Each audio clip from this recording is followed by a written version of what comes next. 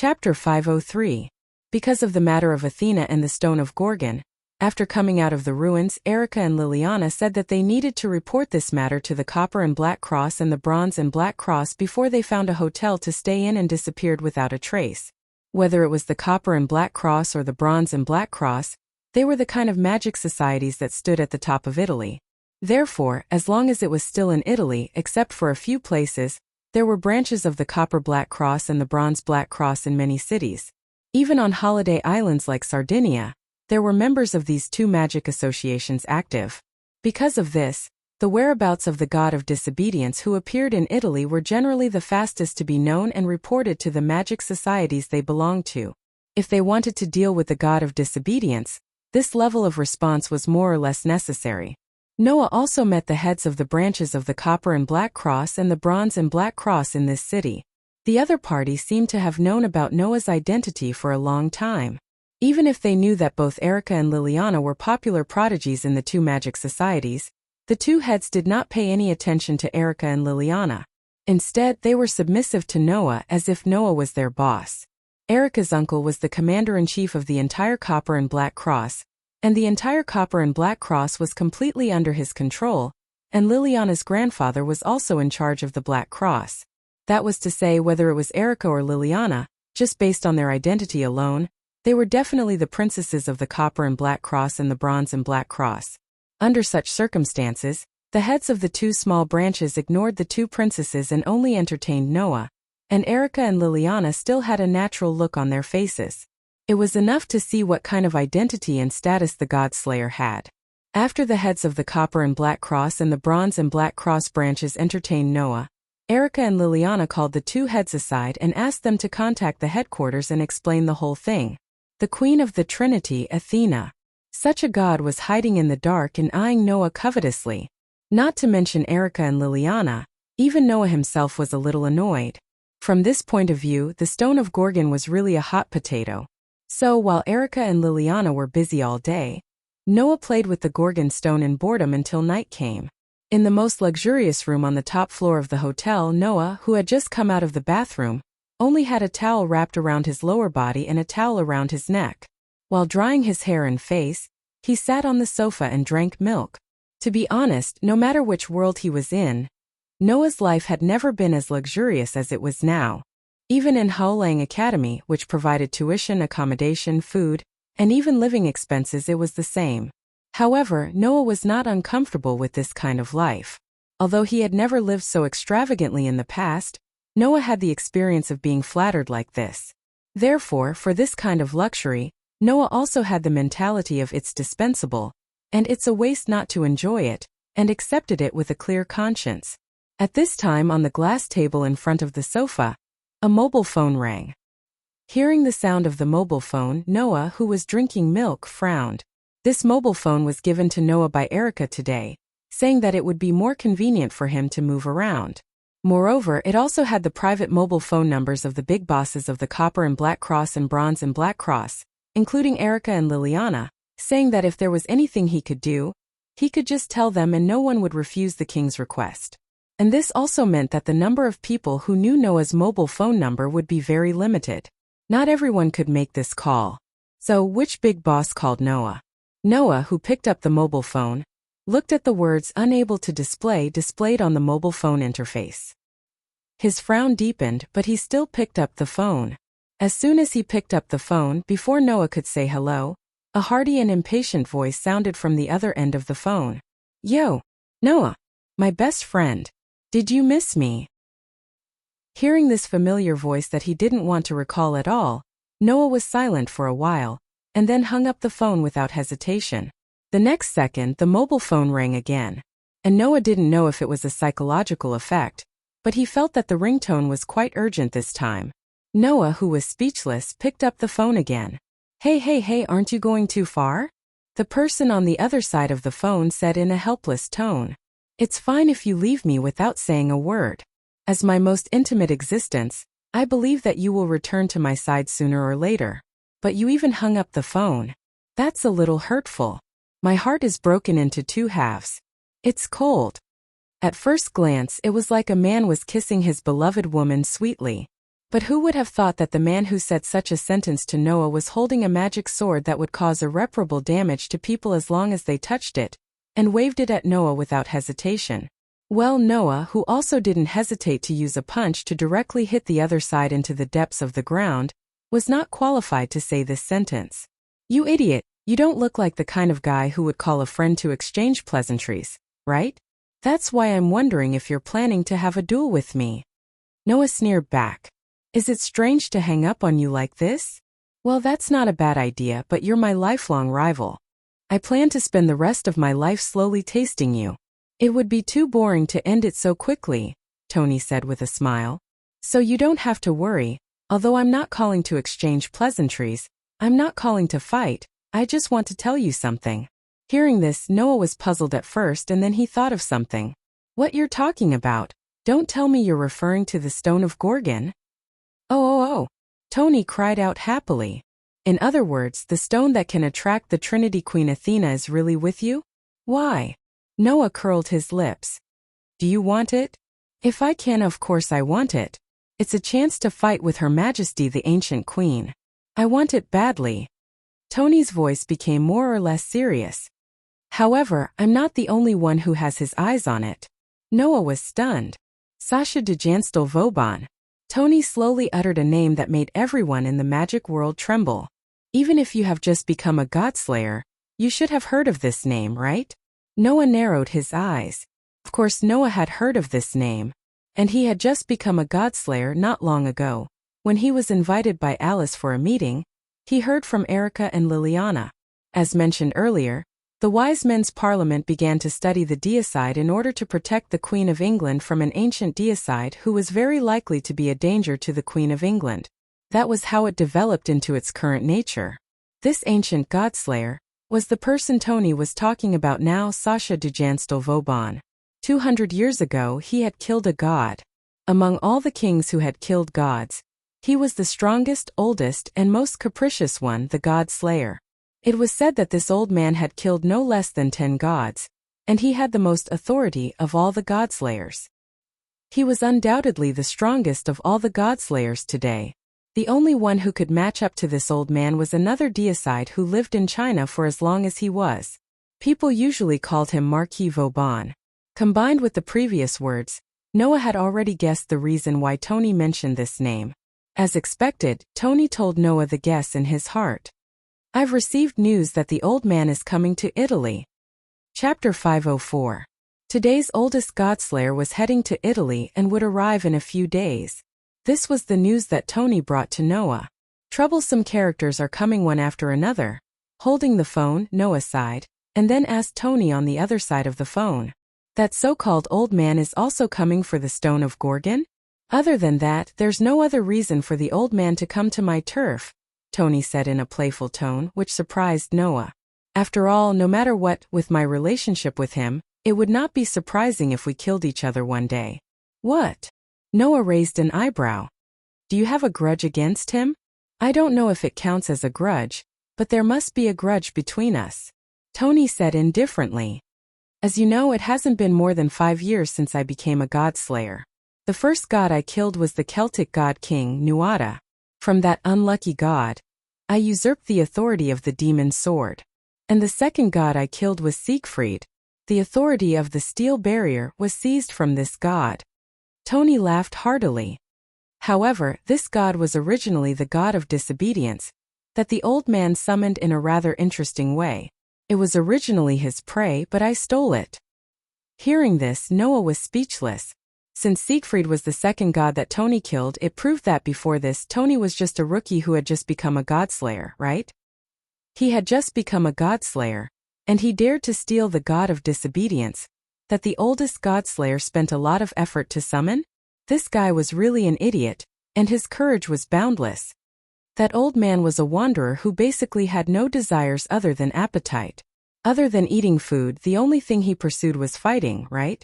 At this moment, Tony seemed to be talking about himself, and his tone became more or less thought-provoking. So I stole his prey, and he's quite upset with me. Now he's openly stepping into my territory. If he's not here to fight me, then he's here for the stone of Gorgon in your hand that can attract Athena. In other words, there was only one reason why Marquis Woburn, who was evaluated by Tony as having only a desire to fight, had come to Italy. Battle. As for whether they were here to settle scores with Tony or to take a fancy to Noah's prey, Tony was more inclined to believe the latter. I'm just a child to that old man, but gods are prey in his eyes. Compared to a child, that wanderer is undoubtedly more interested in prey, Tony said seriously. I'm here to remind you that you've been targeted by Athena, and now there's a ferocious old demon king who may come looking for you. You're working so hard, and as a good friend I can't stand it. Come on, you're just saying that to persuade me to give you the Stone of Gorgon, right? Noah's words directly exposed Tony's thoughts. Also, it's not just the ancient queen and the ancient godslayer who have their eyes on me. There's also you, an idiot who only knows how to fight other than eating. Don't say that. Undoubtedly, Tony was still smiling when his intentions were exposed. Anyway, there's an old demon king who's going to look for you, isn't there? You can have a good fight with him. How about you give me Athena? There's a serious contradiction in your words. Noah rolled his eyes. Since that old guy is after Athena like you, then the only thing he has his eyes on is the Stone of Gorgon. If I give you the Stone of Gorgon, then he'll turn around and look for you. To him, I'm a little brat who's younger than you, and he's even less likely to be interested in me, isn't that right? Ah. Tony obviously did not think of this, and was speechless for a moment, but he quickly said, I don't think of that kind of thing. I can't think of such a complicated thing. Anyway, if you give me the stone and that old guy comes, then we can have a fight together. That will definitely be very interesting. In other words, if the negotiation fails, you're going to act like an idiot? Noah sighed. If that's the case, then we're done. Wait. Tony seemed to realize something and hurriedly said. However, after knowing that Tony was not thinking of anything at all, and was just following his own thoughts and calling him without any suggestions for a solution, Noah would not waste his breath on this idiot. So, ignoring Tony's panicked voice, Noah hung up the phone. As soon as he hung up the phone, the expression on Noah's face slowly became thoughtful. Warban. Huh. Athena said that power was not the only thing that could be used as a weapon. As the goddess of wisdom, Athena's wisdom was also an unquestionable force. So here's the problem. Athena's snake only fell into Noah's hands today, and not even a day had passed. In such a short time, it was reasonable for Tony to know that the Gorgon stone was in his hands. After all, this was Tony's territory, and Erica and Liliana had also reported this matter to the Copper and Black Cross, so it was not surprising that Tony would know. But how did that Warban find out? Although Warban lived in the Balkans and was a neighbor of the Italian peninsula, they were separated by an ocean. It was impossible for him to know that Noah had the Gorgon stone in less than half a day, right? Therefore, Noah could only come up with one possibility. Athena, it's you, isn't it? Although they were both godslayers and godslayers were at most the same kind, not companions. Even humans would scheme against each other, let alone the godslayers, who had terrible power and were absolutely capable of fighting for the world's territory. Noah suspected that it was Athena who deliberately spread the news, and even directly passed it on to Warban, so that Warban would come to him. Based on Noah's understanding of Warban, he was definitely the same as Tony. If Athena personally came to them and said to them, if you want to duel with me, you have to help me regain my power, they would not hesitate to do so. Therefore, there were many ways for the goddess of wisdom to provoke Warban and lure him over.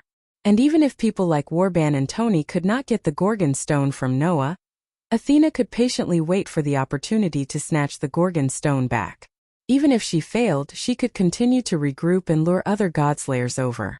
Although they were unwilling to admit it, as Erica and Liliana thought in their hearts, the godslayers were basically problematic people. If she wanted to provoke these people and use them, there were many ways to do so, right? Sure enough, a woman who is too smart is not easy to deal with, let alone a goddess. Noah could not help but complain out loud. Wouldn't it be better to be silly like Mira and Lisanna? Wouldn't that be cute? After that, Noah rubbed his eyebrows. I don't care, because of Tony and Athena I didn't sleep last night. If I don't rest tonight, even if a god or a godslayer comes to me, I won't have the energy to fight. After saying this, Noah glanced at the Gorgon stone next to his phone, stood up and walked toward the bed. Just like that, 3 days passed.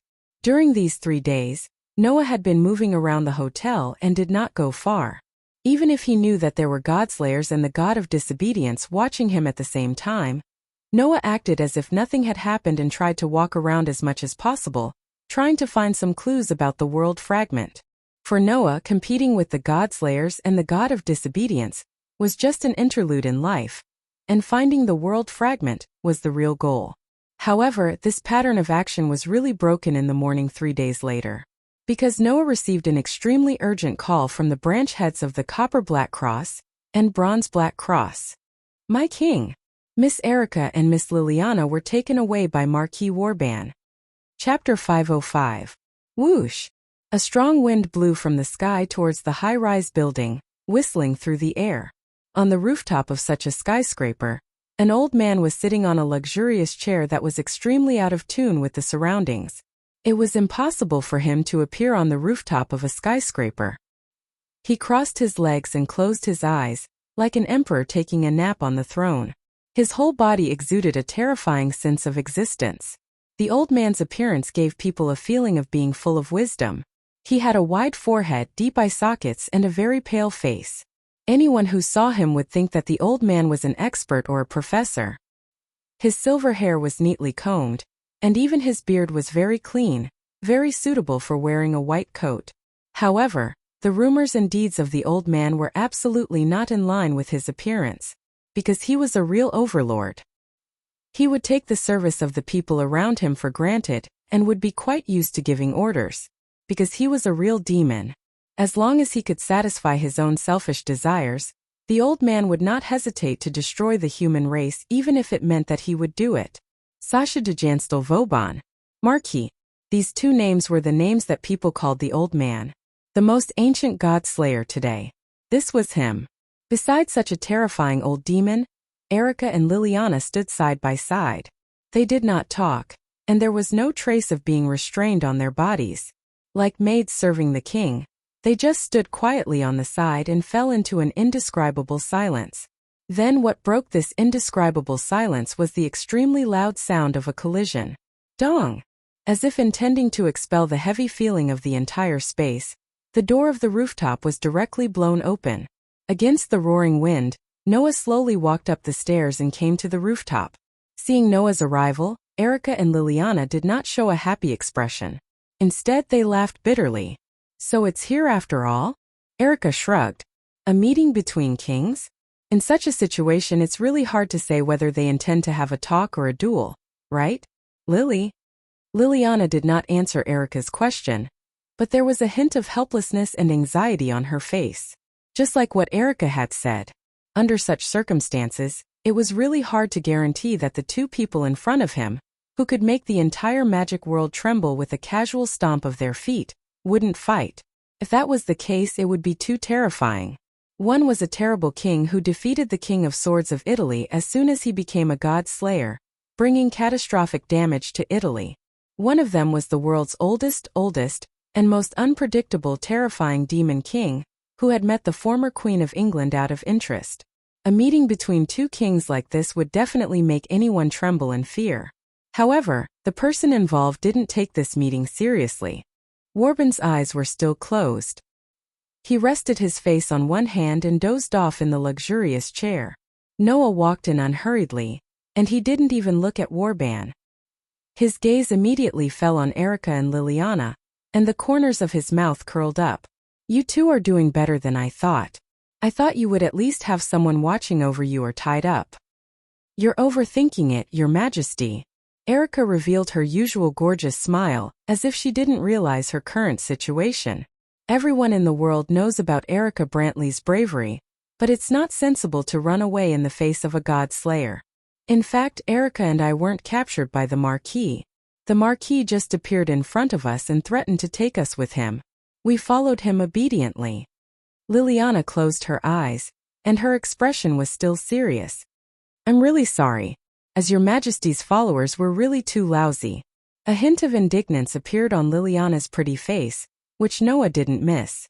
It seemed that when Warban appeared, Liliana did want to resist, but she gave up in the end. It was because of Erica's persuasion.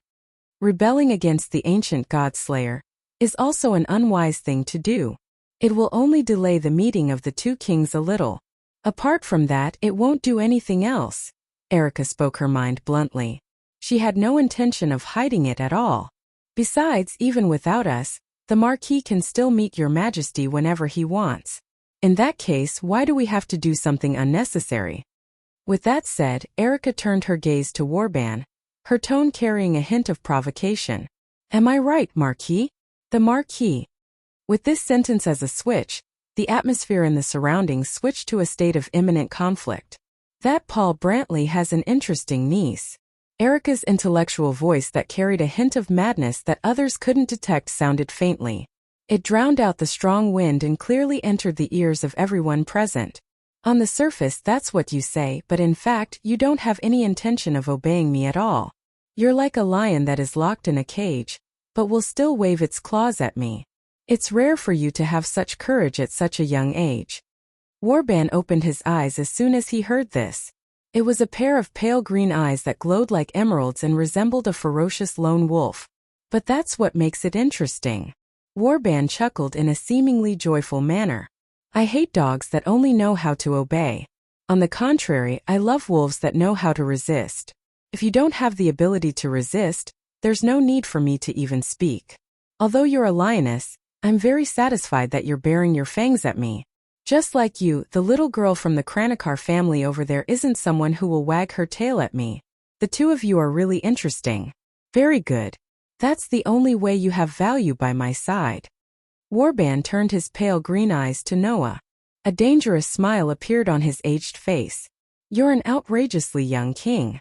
Originally, I wouldn't have thought of coming to you since you've just become one of my kind for less than a month. But you have something that interests me. Can you give it to me? Warban's words were full of indisputable certainty. It wasn't because Warban was arrogant enough to think that as long as he spoke, Noah would listen to his orders and give him what he wanted. It was because Warban was confident that as long as Noah appeared in front of him, he wouldn't be able to get what he wanted, even if he had to snatch it. Noah looked at Warban with a faint smile. He took out a badge and tossed it in his hand. So you're saying that you want me to give you what you want with just a few words? Warban immediately narrowed his eyes and muttered to himself. You're right. Although you're too young, you're still one of my kind. Since we're both kings, if I want something from you, it's only right that I give you something of equal value. How about this? Warban snapped his fingers as if he had thought of an idea. You don't seem to have your own territory, right? How about I give you the Balkan Peninsula where I'm currently living? As the kings of the God-slayers, they usually had their own territories. For example, Doni was the chief of the entire Italy. Even if he did not rule, Italy was still his territory. Most of the other God-slayers were the same when it came to this, and Warban was no exception. However, Warban did not like to stay in the same place for too long. Although the Balkan Peninsula was his territory, Warban would not feel the slightest bit of heartache if he were to give it away. This made Noah laugh, and it was an extremely mocking laugh. You're giving me something that you don't want in exchange for a god relic that can attract the highest level, the god of disobedience. Master Marquis, don't tell me you think such a deal will work? What do you want then? Warban's expression remained unchanged as he continued to ask. Treasure. Women. I can give you anyone's head even if it's mine. Is that so? Noah stroked his chin and clapped his hands all of a sudden. How about you give me your head then? The place fell silent all of a sudden. Erica and Liliana's eyes widened. The smile on Warban's face disappeared. You're getting carried away, kid. A terrifying aura rose from Warban's body. Chapter 506. You're too complacent, kid. Following these words, Warban's thin body suddenly erupted with a tremendous amount of curse power, which directly turned into a storm and pushed back the wind blowing in the surrounding buildings. At the same time, Warban's green eyes, which were staring at Noah, shone like gems. Under such circumstances, Noah felt an extremely strange curse power suddenly wrap around his body. Seeing that Warban's eyes flashed with green light and Noah did not react, Erica and Liliana were shocked. You can't. Erica immediately warned. You can't look at his eyes. Your Majesty. That's the authority called Sodom's pupil. It's one of Marquis Warban's authority. Liliana also hurriedly said. This authority can turn all living things within the Marquis line of sight into salt crystals. Even if the Godslayer has an extremely strong resistance to curse power, part of his body will be turned into salt when facing this authority. After all, it was a power that belonged to the category of authority, the true power of God. Even if the Godslayer had an extraordinary resistance to curse power, part of his body would be turned into salt if he looked directly at those evil eyes. At the very least, he should not look directly at those evil eyes. In that case, as a Godslayer, Noah should be able to more or less slow down the speed of his body being turned into salt, right? That was what Erica and Liliana thought. However, not only did Noah not look at Warban's eyes as Erica and Liliana had warned him, but he directly met Warban's evil eyes with a faint smile on his face. Bang! The next moment, only Noah and Warban could sense the curse power that had wrapped around Noah due to the activation of Sodom's pupil. Suddenly exploded and dissipated. Even Warban was stunned when he noticed this. For ordinary people, Warban's eye of Sodom was an evil eye that was directly linked to death, but for a Godslayer, not only could it weaken its effects, but it would also not be too difficult to break through this authority, if there were no accidents. But Noah didn't even use his curse power. How did he break Sodom's pupil just like that? Warban could not help but be surprised. Warban had no idea that Noah's physique was far more ridiculous than his strength. Noah had 3 special constitutions. Firstly, he could absorb all the power that entered his body without leaving a single drop behind. Secondly, he could eliminate all negative powers and side effects. Thirdly, he could automatically recover his magic power, curse power, like a world that operated freely. He had no weaknesses at all. It was precisely because of his physique that could eliminate all negative forces and side effects that Warban's pupils of Sodom was not even as useful as Yoju's magic eye for Noah. Therefore, to deal with Noah, he absolutely could not use negative power such as curses, poisons, and weakening that would indirectly affect his body. If he wanted to deal with Noah, he had to directly attack Noah's body physically. It was absolutely useless to play some roundabout tricks. Although Warban didn't know what was going on, he didn't put too much hope in his pupils of Sodom. It was not an authority that was suitable to deal with the Godslayers and the god of disobedience. You have some ability. As a brat who was born less than a month ago, I'll give you my praise. Woban sat down on a luxurious chair in a calm manner, and the light shimmering in his green eyes disappeared, but his expression became even more dangerous. Then, I'll use my real strength a little. After saying that, Warban stretched out his hand and snapped his fingers. Whoosh! The surrounding gale suddenly became violent. In the sky, dark clouds appeared out of nowhere and began to fill the entire horizon, blocking out all the light, causing the world to become dim. Rumble! With the sound of thunder, strong winds, torrential rain, and lightning began to take effect in the dark clouds at the same time. That's the stormy storm. Erica's expression tensed up. Not only can it summon storms, but it can also summon thunder, lightning, and tornadoes. It can control the authority of wind, rain, thunder, and lightning. Hearing this, Noah curled his lips into a smile. In Noah's mind, the stone plate that was connected to the patterns of the 10 avatars suddenly turned and pointed to a pattern of a tornado falling from the sky. Snap! The next moment, Noah also snapped his fingers. The strong winds, lightning, and torrential rain that were rolling back and forth in the sky suddenly stopped. Even the pervasive dark clouds solidified. Whoosh! A violent whirlwind suddenly blew up from above the dark clouds. Like a vortex of air, it twisted the dark sky into a mess and blew away the thick dark clouds. As a result, the sky that was still cloudy a second ago suddenly became bright again as if it was a joke. What? Warban finally frowned. Seeing this, Noah withdrew his hand and said indifferently, "The authority of controlling wind, rain, thunder, and lightning is indeed amazing, but unfortunately my authority can not only cause storms, but also control the sky. Your plan to use the authority from the sky is really a bad move." "Is that so?" Warban's face darkened and he sneered. "Then let my hounds deal with you." After that, Warban waved his hand forcefully and the floor of the luxurious chair he was sitting on immediately trembled. A dark shadow spread out in all directions with Warban's position as the center. Not long after, gigantic wolves that were as large as horses, with hair as grayish-black as mice, and eyes that were similarly green emerged from the shadows. Their beastly eyes shone with a ferocious glint as they stared at Noah. "That's the pack of greedy wolves," Liliana exclaimed. "The authority of being able to summon dozens or even hundreds of giant wolves. Marquis Warben's first authority." As though to prove Liliana's words, the huge wolves let out a low growl that belonged solely to wild beasts.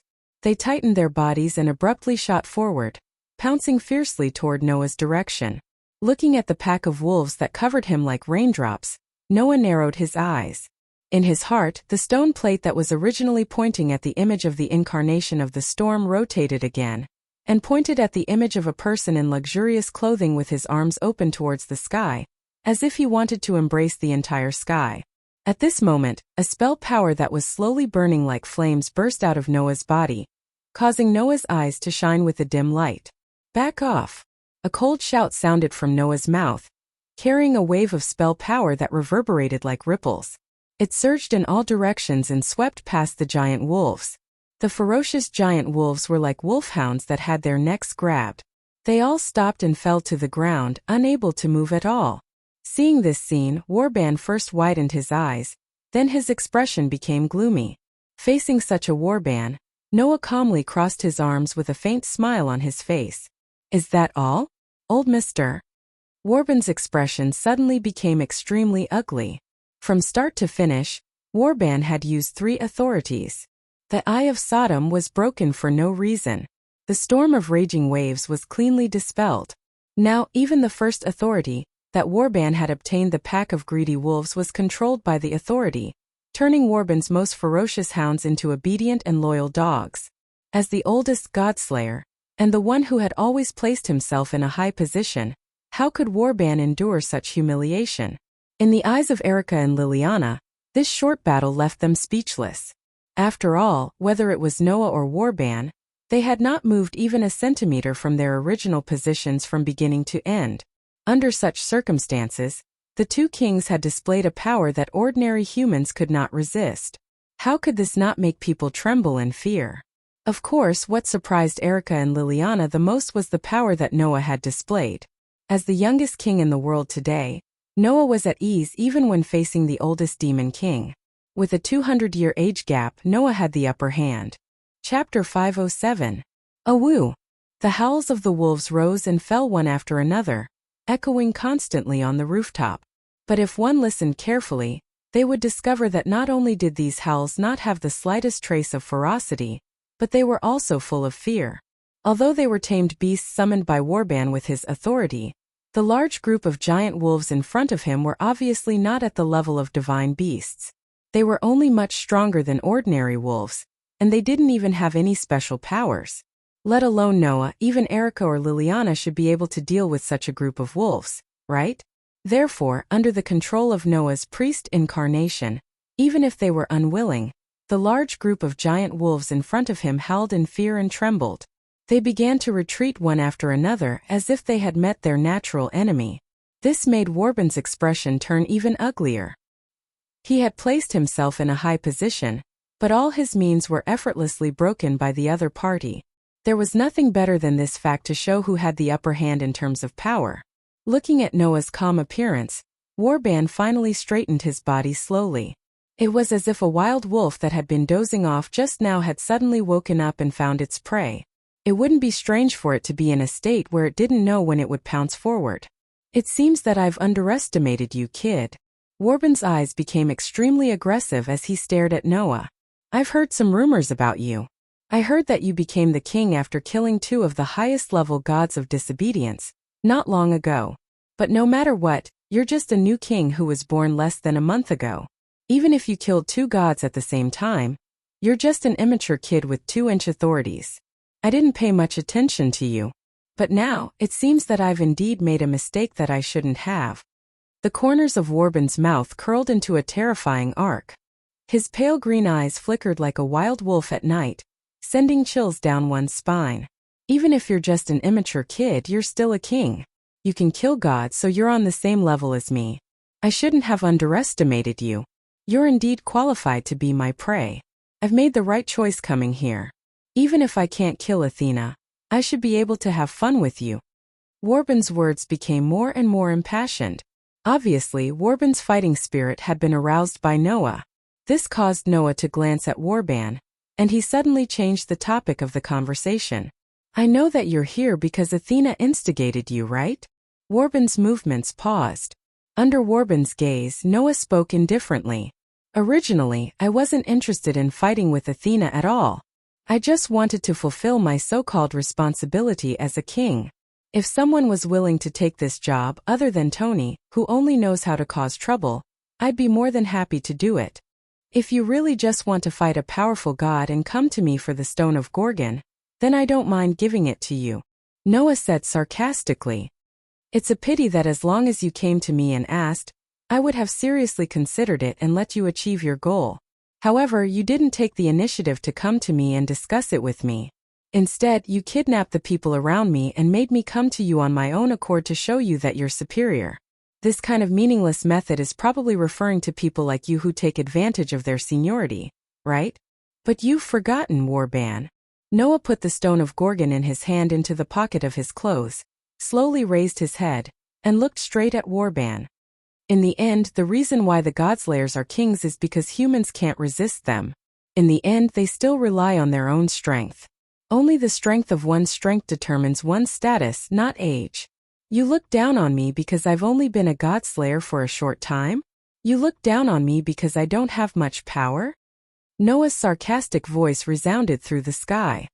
"Then let me, a young man, tell you whether it's time for an old man who has lived for 200 years to retire and lie in his coffin." As soon as he finished speaking, a terrifying power suddenly burst out from Warband's body and spread over the entire rooftop. Warband's face was as ugly as it could be, and there was a real murderous intent in his eyes as he stared at Noah. "Good. Boy. You're good." In the low roar full of anger, the curse power on Warband's body surged into the sky like a flame soaring into the sky. "Then let me see if you, a so-called young man, have the ability to send an old man like me to my coffin." After that, Warband stood up from the luxurious chair and let out a terrifying roar. Hiawadash. In the inhuman roar, Warband's body swelled up, and every part of his body bulged outwards. Rip. The clothes on Warband's body were torn apart very neatly. As his body continued to swell, Warband's height soon exceeded 5 meters, and it was still growing. "My pack of greedy wolves can summon more than just a pack of wolves. I can also transform into a werewolf like you. Let me see if your strength is as powerful as your mouth." Boy. Warband, whose body was still expanding, could not wait to raise his huge wolf claws as he roared. With a fierce gust of wind, he swung them in Noah's direction. Looking at the incoming sharp claws, Noah closed his eyes. Welslana had an incarnation called Camel. No matter where it was, a camel that could cross the desert was synonymous with a strong body and amazing endurance. When Welslana used the camel incarnation, not only could he obtain fighting ability that surpassed his wild instincts and intuition, but it could also increase his endurance and leg strength. Even if he suffered a serious blow, it could reduce the pain and quickly stop the bleeding, allowing Welslana to continue fighting no matter how much damage he suffered. As for Mekl, he was the representative of the dragon slayers. Those who knew about Mekl's mythology would know that the Mediterranean god King Mekl had another name, Baal. He was a powerful existence that was even recorded in the Bible. Mekl's true form was Baal. Only in the Mediterranean would this famous god king be called Mekl. When mentioning Baal, one could not ignore Baal's enemy, Dragon King Yama. The reason why Mekl, whose true form was Baal, was able to become the king of gods was because in the mythology, he lured Dragon King Yamu away from his throne and killed him. Through this crusade, Mekl successfully sat on the throne of the god king. Therefore, Mekl was a typical dragon slayer, the natural enemy of all dragons. With the help of Noah's constitution, Welslana's camel and Mekl's dragon slayer merged, giving birth to the dragonborn incarnation, Draconian, combining the incarnation of Welslana's camel and the dragon slayer's authority. Using this incarnation, not only can one obtain a close combat ability that surpasses one's wildness and intuition, but it can also transform one's body into that of a dragon. obtaining a body that is comparable to a giant dragon's. To a certain extent, it can restrain dragon-type creatures and cause great damage to them. The result of the fusion of the camel, which represented a strong body and endurance, and the natural enemy of dragons, the dragon slayer, was that while retaining the camel's ability to surpass their wildness and intuition, as well as the dragon slayer's ability to restrain dragons, it also gave birth to the ability to transform into a dragon's body. In the case of using the incarnation of the draconian, Noah could basically be regarded as a humanoid dragon with terrifying close combat ability, and he could also produce great lethality to his own kind. All evildoers, be afraid of my power. Now I shall obtain the majesty of 10 mountains, the strength of 100 rivers, and the strength of 1,000 giant dragons. The majestic me shall raise the ferocious power to slay dragons. After chanting the words to release the incarnation, the stone plate in Noah's heart suddenly turned and pointed to a human-like dragon pattern that stood upright. A powerful force gushed out from Noah's body. The giant wolf's sharp claws swung down and fell on Noah's body. Bang! At the top of the building, the rooftop suddenly shook like an explosion, stirring up thick smoke and wind. Chapter 508. Bam! With a thunderous boom, the rooftop of the tall building exploded into a burst of thick smoke and strong winds, splashing in all directions like a blooming wave. Ah! Under the onslaught of the violent wind, 2 slender figures flew out from the blooming smoke and dust. They subconsciously let out a cry of surprise. Their hands were still blocking in front of their bodies. Obviously, they were blown away by the strong wind that blew them away. They were Erica and Liliana. Erica and Liliana, who were blown out of the rooftop of the building, were startled at first, but they quickly reacted. Erica adjusted her body in midair. After stabilizing her body, she stomped her feet down as if she was stepping on air. Fly boots of Hermes. After a short chant, a crimson magic array fluctuated under Erica's feet and turned into a platform. Thump thump thump. Erica tapped her feet in the air again and again. Every time she tapped her feet, a crimson magic circle would ripple under her feet, allowing Erica, who had used leap, to retreat quickly in midair as if she were walking on flat ground. Compared to Erica, Liliana was much more straightforward. She didn't even need to adjust her posture before she chanted the incantation. Wings of Artemis, through the night, please grant me the privilege of flying in the Tao of heaven. As soon as her voice trailed off, the outline of Liliana's body was covered by a layer of blue halo, causing her body to suddenly stop in midair and float up as light as a feather. It was the flight magic that only orthodox witches could use. Erica and Liliana, who used the leap and flight magic respectively, almost subconsciously chose to stay away from the building that had turned into a battlefield. They landed on the rooftop of another building and quickly raised their heads to look at the building in front of them. Boom! Just as a strong gust of wind and a thick cloud of dust rose from the rooftop, another muffled sound rang out. It was as if it had directly hit one's heart, causing one's heart to shrink. This made the violent gust of wind even more terrifying. Immediately after, a figure and a huge wolf shadow respectively protruded out from the thick smoke and dust. Rubbing against the air, they landed on the ground with a sharp sound of breaking through the air. Bang!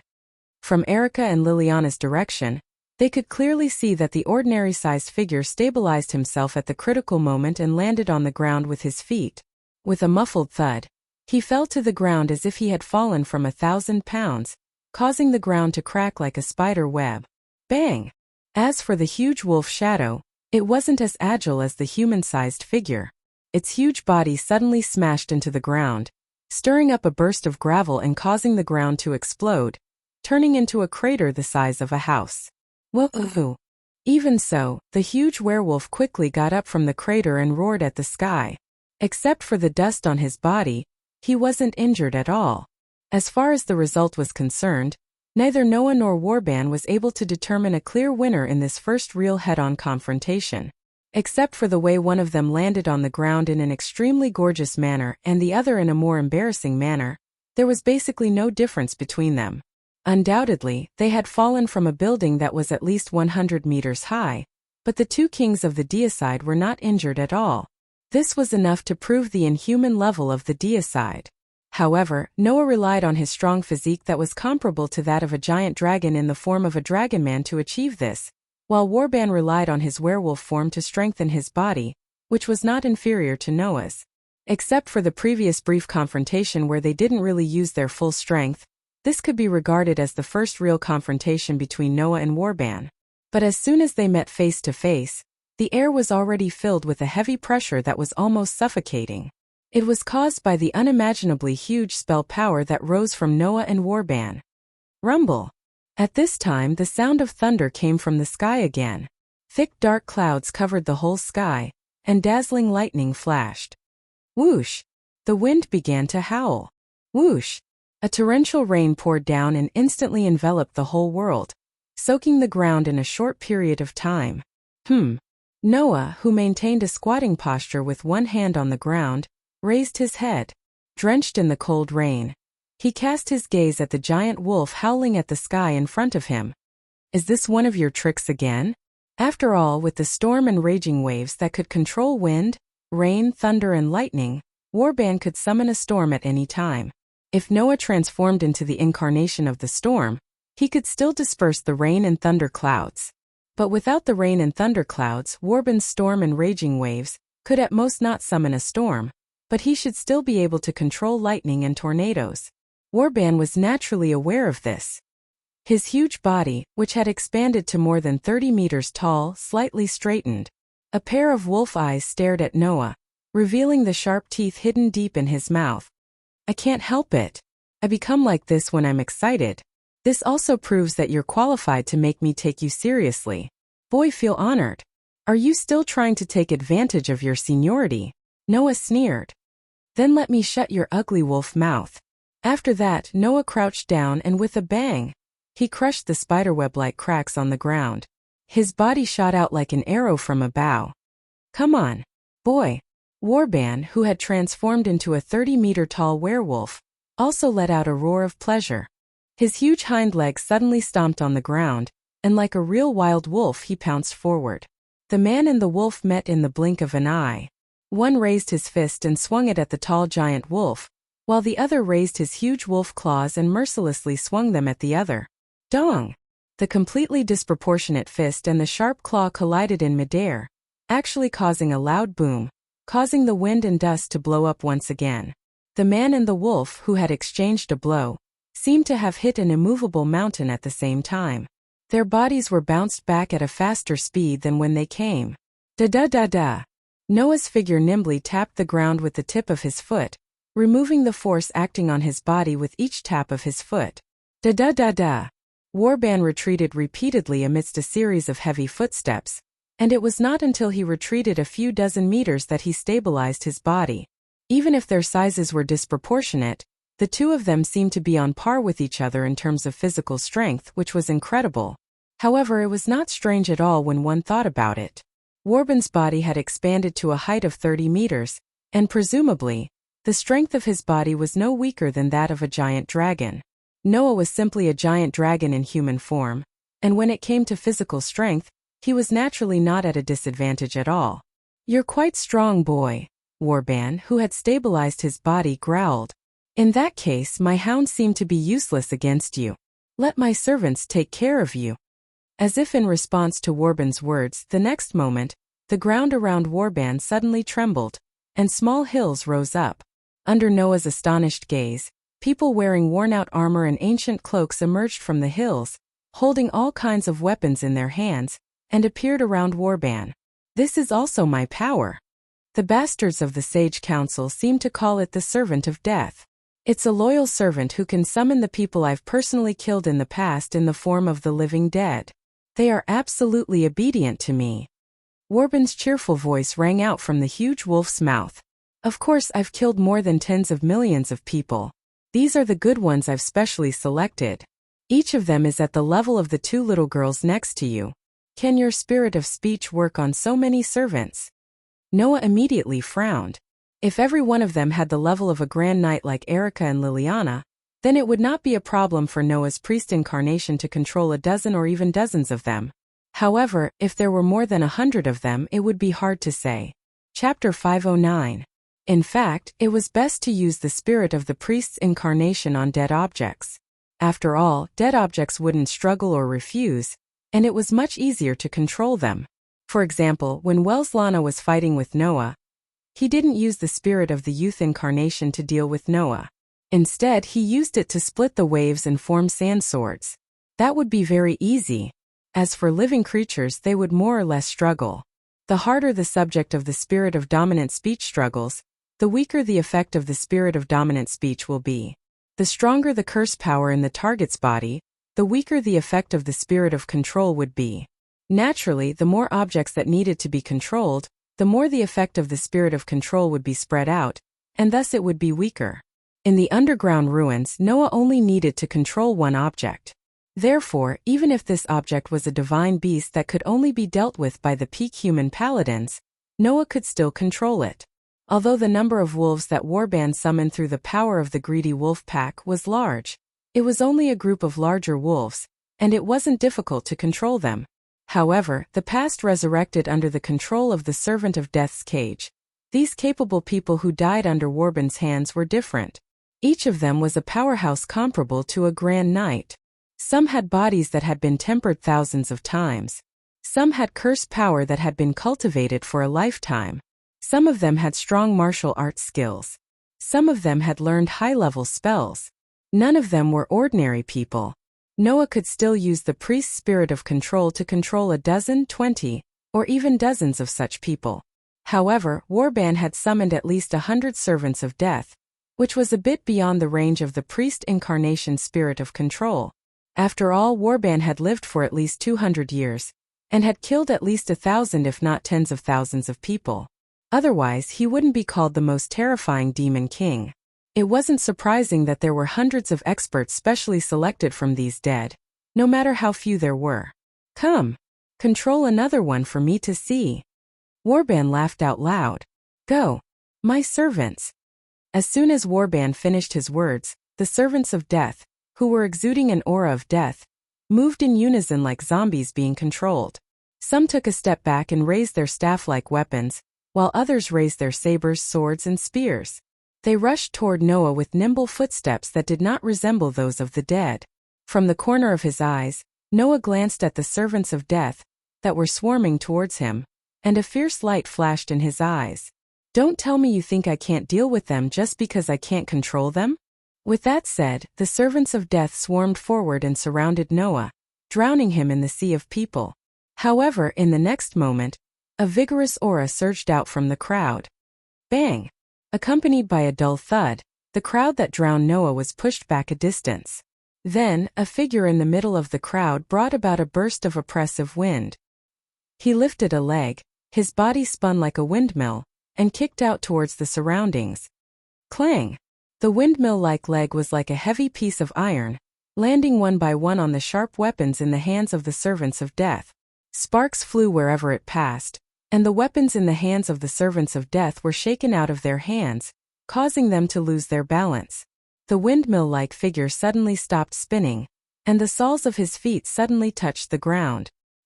He almost turned into an afterimage, shuttling back and forth among the servants of death. Bang! Bang! Bang! Bang! Suddenly, as the afterimage shuttled back and forth, a series of dull thuds sounded continuously. Every time it sounded, a servant of death would be sent flying like a rubber ball, shooting backward and landing heavily on the ground. What? Warband, who had transformed into a giant wolf, looked at all this in astonishment. Although he had turned into an afterimage, Warband could still clearly see Noah's movements. Therefore, Warband could clearly see that the powerhouses who were at the level of Grand Knights when they were alive were not able to react to Noah's speed. Instead, they were easily defeated by Noah's punches and kicks, and then sent flying with punches and kicks. That is to say, Noah had defeated all those who were considered elites in the magic world, except for paladins, with just a few punches and kicks. He actually has that level of martial arts? Is it his own skill? Or is it the power of authority? Or both? Warband was speechless. Is he the same type of martial artist as that freakishly strong woman? How annoying. Just as Warband began to feel unhappy because he thought of a certain old enemy, the afterimage shuttling among the servants of death suddenly flashed and stopped, exposing Noah's figure in the air again. At this time, the servants of death were already lying all over the ground, wolves and dead people. You can summon so many things, and all of them are so tasteless. Noah said sarcastically. Can't you show me something interesting? Do you want to see something interesting? Warben's wolf-like face revealed a sinister smile. Then try this. In the sky, the rolling dark clouds suddenly spun violently like a whirlpool. Whoosh! The howling winds in the surroundings began to intensify, becoming as strong as a typhoon. Whoosh! The rain became denser, and the torrential rain began to pour down. Rumble! Following that, a low rumble of thunder resounded in the sky. Dazzling bolts of lightning descended from the whirlpool-like dark clouds. They rubbed against the air and brought about bursts of dazzling light. They flashed through the air and continuously fell to the ground. Boom, boom, boom, boom, boom. The lightning bolts fell to the ground one after another. The concrete used as the building material for the asphalt road exploded, due to the strong impact. The solid ground was ravaged by the falling lightning bolts. It was like a battlefield buried with landmines, continuously producing violent explosions. Under such circumstances, the lightning bolts that fell from the sky and ravaged the ground approached Noah. Seeing this, Noah smiled. Just like when he summoned the rain and thunder clouds on the rooftop, Warban made another bad move. Warban thought that Noah could control the sky because he was using Mechal's power as the god of the sky. Even if the rain and thunder clouds in the sky were dispelled, he could still summon lightning to attack Noah. Although it did affect him, it was not to the point where he could not cause any harm. However, Warban certainly did not know that not only could Noah control the sky, he could also summon storms, and he could also summon lightning. Velislana had the incarnation of a goat. The horned goat was a sacred beast with a powerful spell. Since ancient times, the existence of a horn was a symbol of a special spell. The priests and kings of primitive religions would wear horned hats or helmets when they held religious ceremonies. The point was to prove that the person had power. Therefore, most of the horned deer, cow, and goat were worshipped as sacred beasts. This was a trace of ancient beliefs. For example, it was often said among the Indo-European horsemen that they would compare goat to lightning in the sky. The most famous god of the sky, Zeus, was also deeply related to goat, and had something in common with the myth of the horse that carried the sun. Therefore, when Velislana used the incarnation of a goat, he could summon lightning. And Mechel was a god of the sky like Zeus, who could also turn into lightning. Thunder was an incarnation formed by combining Velislana's goat incarnation and Mechel's lightning power. It could summon thunderclouds that formed lightning, and it could also turn the user into lightning and gain the ability to summon lightning. With the incarnation of thunder, Noah's ability to summon lightning was definitely above Warban's. I am the conqueror who can defeat 1,000 with 100, 10,000 with 1,000, and 10,000 with 10,000. Now for me who is on the side of justice, please shine brightly and give me divine power. As the words echoed, the stone plate in Noah's heart turned again and pointed to a lightning pattern. Beep beep beep. The next moment, dazzling lightning flashed on Noah's body. Chapter 5:10. Beep beep beep. Amidst the intense electric shocks, Noah's entire body flashed with dazzling electric arcs, like electric snakes darting back and forth, constantly wandering around Noah's body. Almost at the same time, the violent lightning that fell from the sky and constantly hit the ground, approaching Noah, also arrived in front of Noah. Facing the continuous flashing violent lightning, Noah only made one move. Reach out. Hum. The approaching wild lightning suddenly stagnated in front of Noah's palm. Then it twisted, turned into a ball, and gathered in front of Noah's palm. Seeing this scene, Warban was shocked. That kid can also use the power of thunder and lightning? Right. Mechel was the king of the gods who controlled storms, lightning, and the sky. Since the kid who killed Mechel had usurped the power of the king of gods, it was not strange that he could control wind, rain, thunder, and lightning just like himself. But if that was the case, then what about the kid's other powers? He cracked the strange ability of the evil eye that could turn people into salt crystals, dominated the wolf pack, and had the physical ability to compete with himself in the form of a giant wolf. It was very likely that he even had the ability to bring about powerful martial arts. With so many abilities, how did the kid who only killed 2 gods do it? Is this the interesting thing you showed me? While Warban was still in shock, Noah's faint laughter entered his ears. If that's the case, I'm sorry, but I don't think it's interesting at all. You'd better take it back and play with it yourself. After saying that, Noah slowly raised the huge plasma ball that had gathered all the wild thunderbolts above his head, allowing the huge thunderbolts to follow his movements and draw a gorgeous trajectory in the air. Boom! Immediately, the lightning ball that gathered in Noah's hand suddenly exploded, turning into violent lightning. With a burst of sharp sonic booms, it rushed in Warbin's direction. Warbin's pupils contracted, and when he came to his senses, he reflexively crossed his wolf claws in front of him. The overwhelming lightning that enveloped Warban immediately fell on his body. Boom! Following a loud boom, Warbin's massive wolf body was buried by the violent lightning.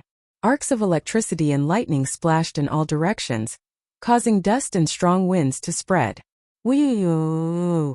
Warbin's furious roar resounded from the center of the dust and wind filled with electric arcs and flashes of lightning. Is that all? Brat! Hearing Warbin's angry and provocative words, Noah's eyes turned cold. Of course, even if you're satisfied, I won't stop. I'll give you an extra big treat.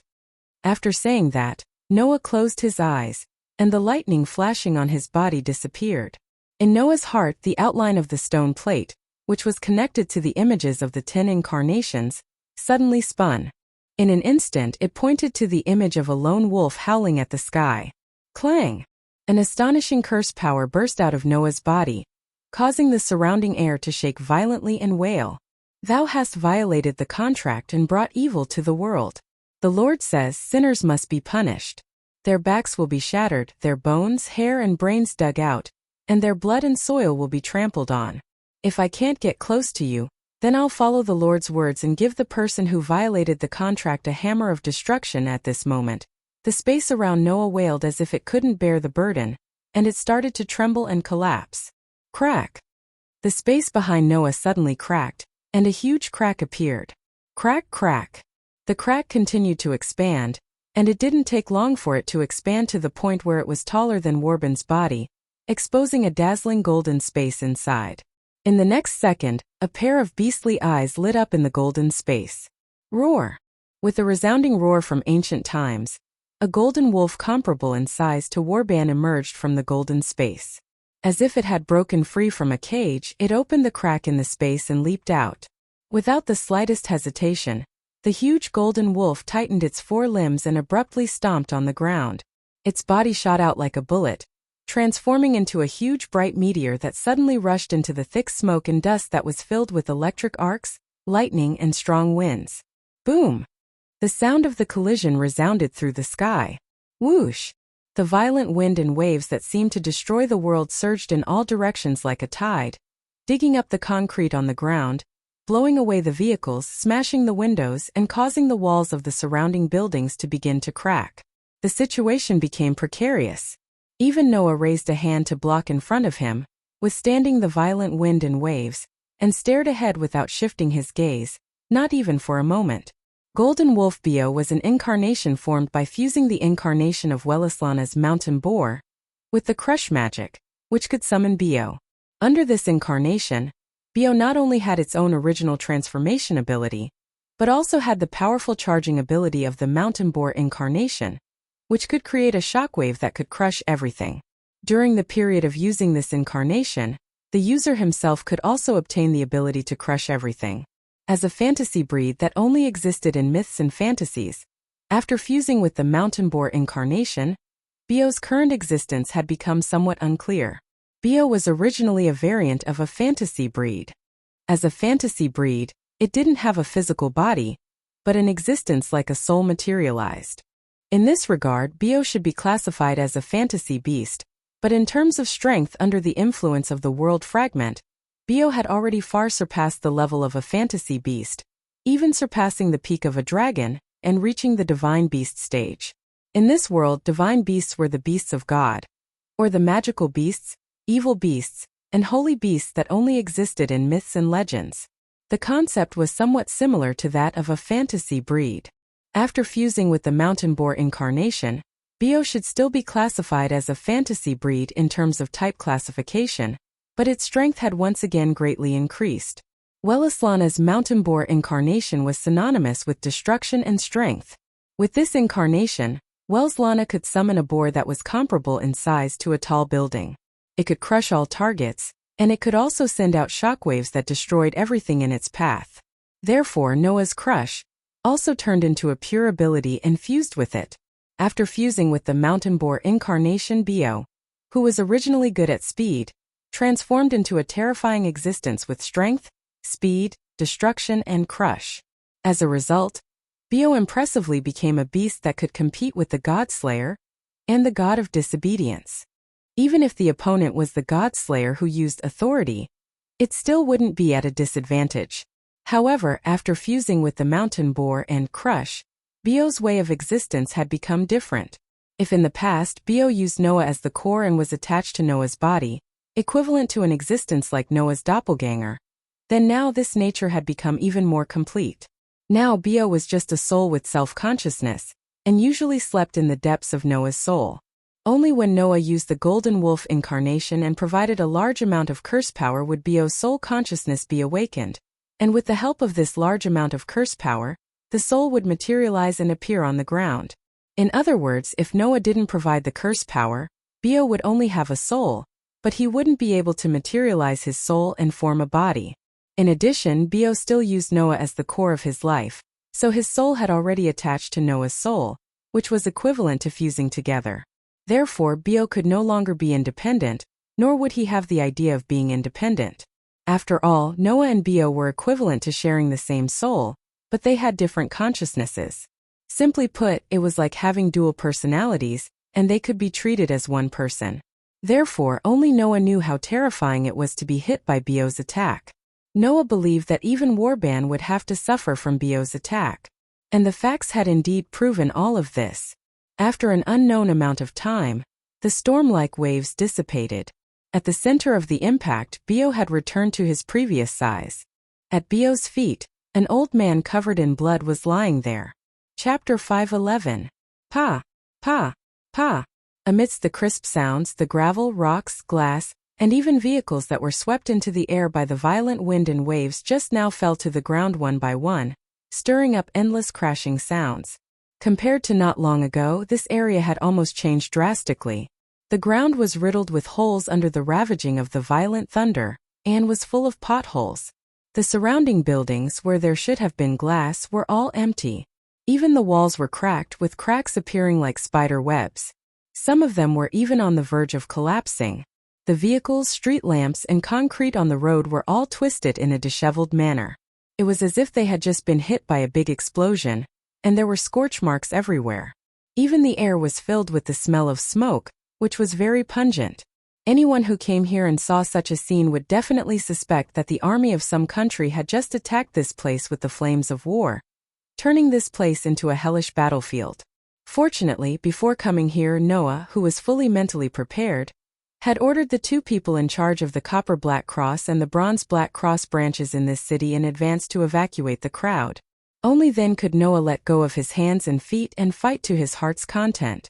At this moment, in the center of this place that seemed to have been visited by the flames of war, a golden wolf with dazzling golden fur all over its body allowed its body hair to flutter in the wind. One of its forelimbs was forcefully stepping on the chest of an old man who was covered in wounds and blood. Bio's gem-like emerald eyes did not have the ferocity and madness that were unique to other beasts. Bio was like a sacred golden wolf from ancient times, looking down at Warban, who was covered in blood. This scene was shockingly beautiful. Warban naturally saw the golden beast that was stepping on his chest with its forelimbs. If it were in the past, Warban would definitely have been enraged by his current sorry state. However, looking at the golden beast standing on his body and looking down at him from above, Warban's expression changed, and he actually seemed to be ecstatic. There's actually such a wolf in this world? The first god that Warban killed was the god of disobedience, who had a close relationship with wolves. And Warban also had an extreme preference for wolves. It was not just a matter of personal preference, but also because before Warban became a god slayer, he had been like a lone wolf wandering everywhere. He did not care about the beauty of the world, and the only thing left in his heart was the appetite to satisfy his stomach and the lust for battle for fun. Therefore, Warban had a preference for wolves and he also liked wolves. Under such circumstances, the sacred golden wolf Bio, who was like a king from ancient times, was simply an ideal existence for Warban. Even though he was covered in wounds, Warban still could not move his eyes away from Bio, and he even let out an extremely delighted sound. Boy, so you also have a wolf. So you're also a wolf. So even though you've just reincarnated, you still managed to bite me back.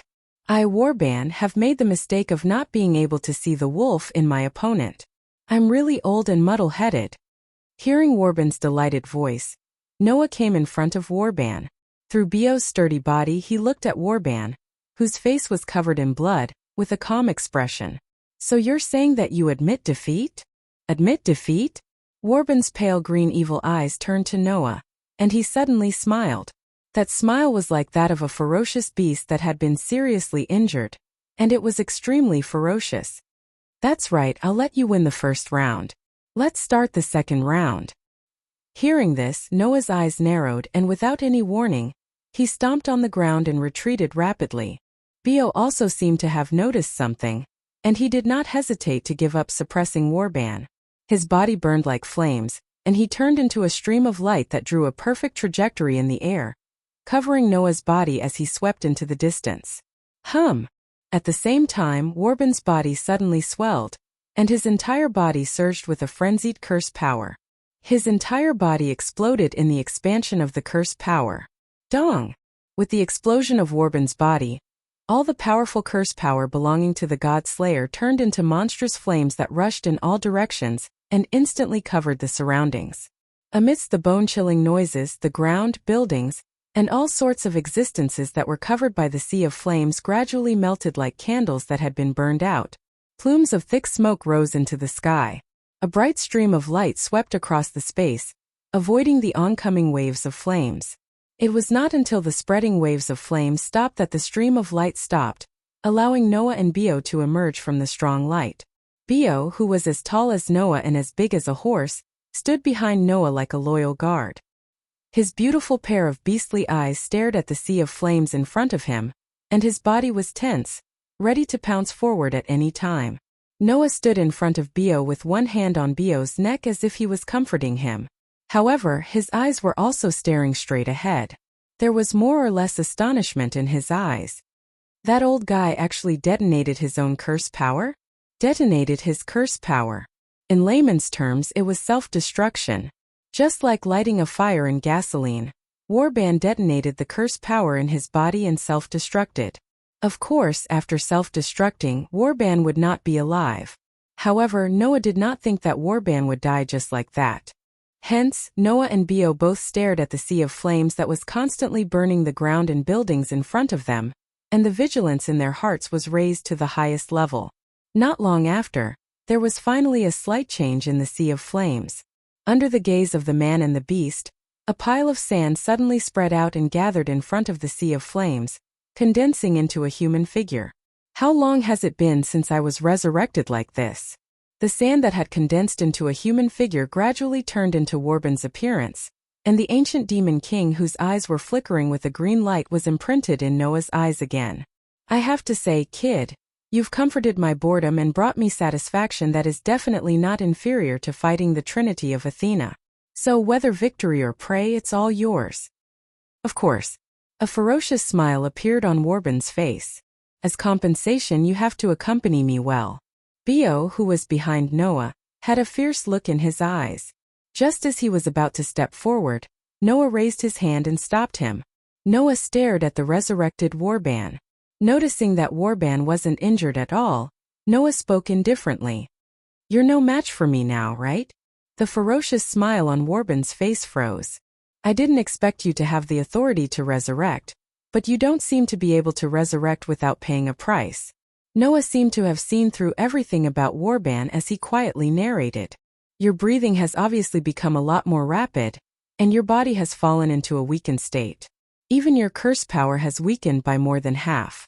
In your current state, you can at most use about 70% of your strength.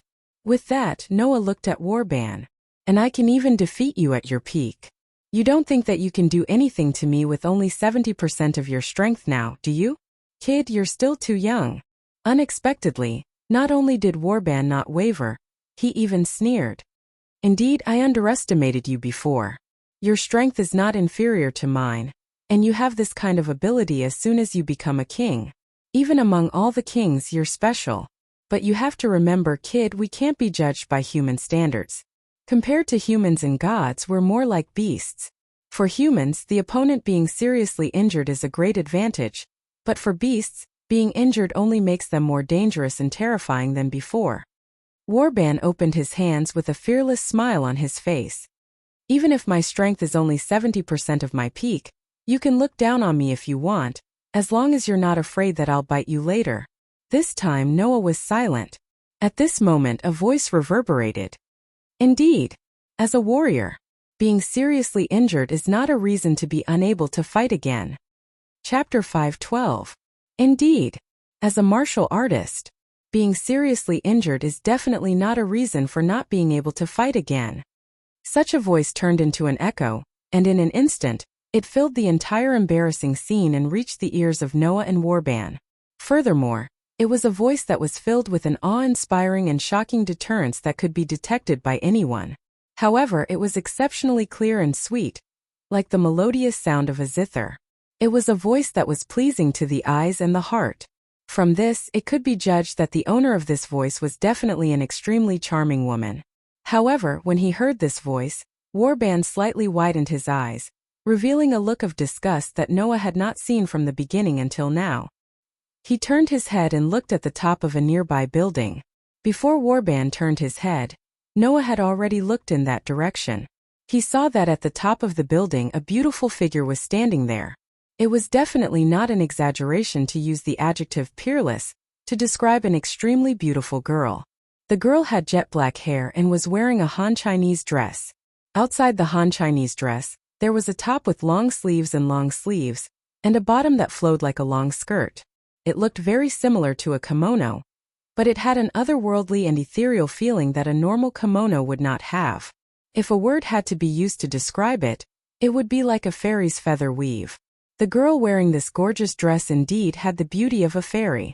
She looked down at Noah and Warband, who were confronting each other, and her red lips moved slightly, letting the beautiful sound of a zither once again reverberate in the surroundings. I've seen a good duel, Marquis and the foreign Rakshasa king. You're still young, but your martial prowess is not inferior to ours. It's not an exaggeration to praise you as a genius, but we're all kings of the same rank. Even if I'm the undefeated king of martial arts who dominates the martial arts world, it would be too rude to judge you casually. However, I, Luo Tsuelian, have acknowledged you, and that's the greatest glory in the world. Undoubtedly, the voice was sweet and clear, and the beautiful girl with black hair exuded an unusually majestic and domineering aura.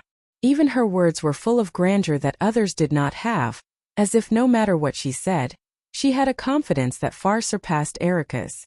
Such a beautiful girl appeared at the top of the building in a lofty manner. Noah aside, a fierce light bloomed in Warband's eyes. You're here too? The martial arts king of China. Long time no see, Marquis Warband. The girl stood in the wind and said to Warband in a dignified manner. It was my mistake not to imprint the news of my arrival in this country into your memory in advance, but your duel with the foreign Rakshasa king made my heart surge, so I'll forgive your rudeness. You're still the same as before, so narcissistic that it makes me want to vomit. Perhaps it was because the girl in front of him knew that he was at a disadvantage in the duel with Noah, and that he had even died once, but Warband's originally intellectual appearance became slightly rough, and his words were full of irritation. This allowed Noah to confirm the identity of the beautiful girl.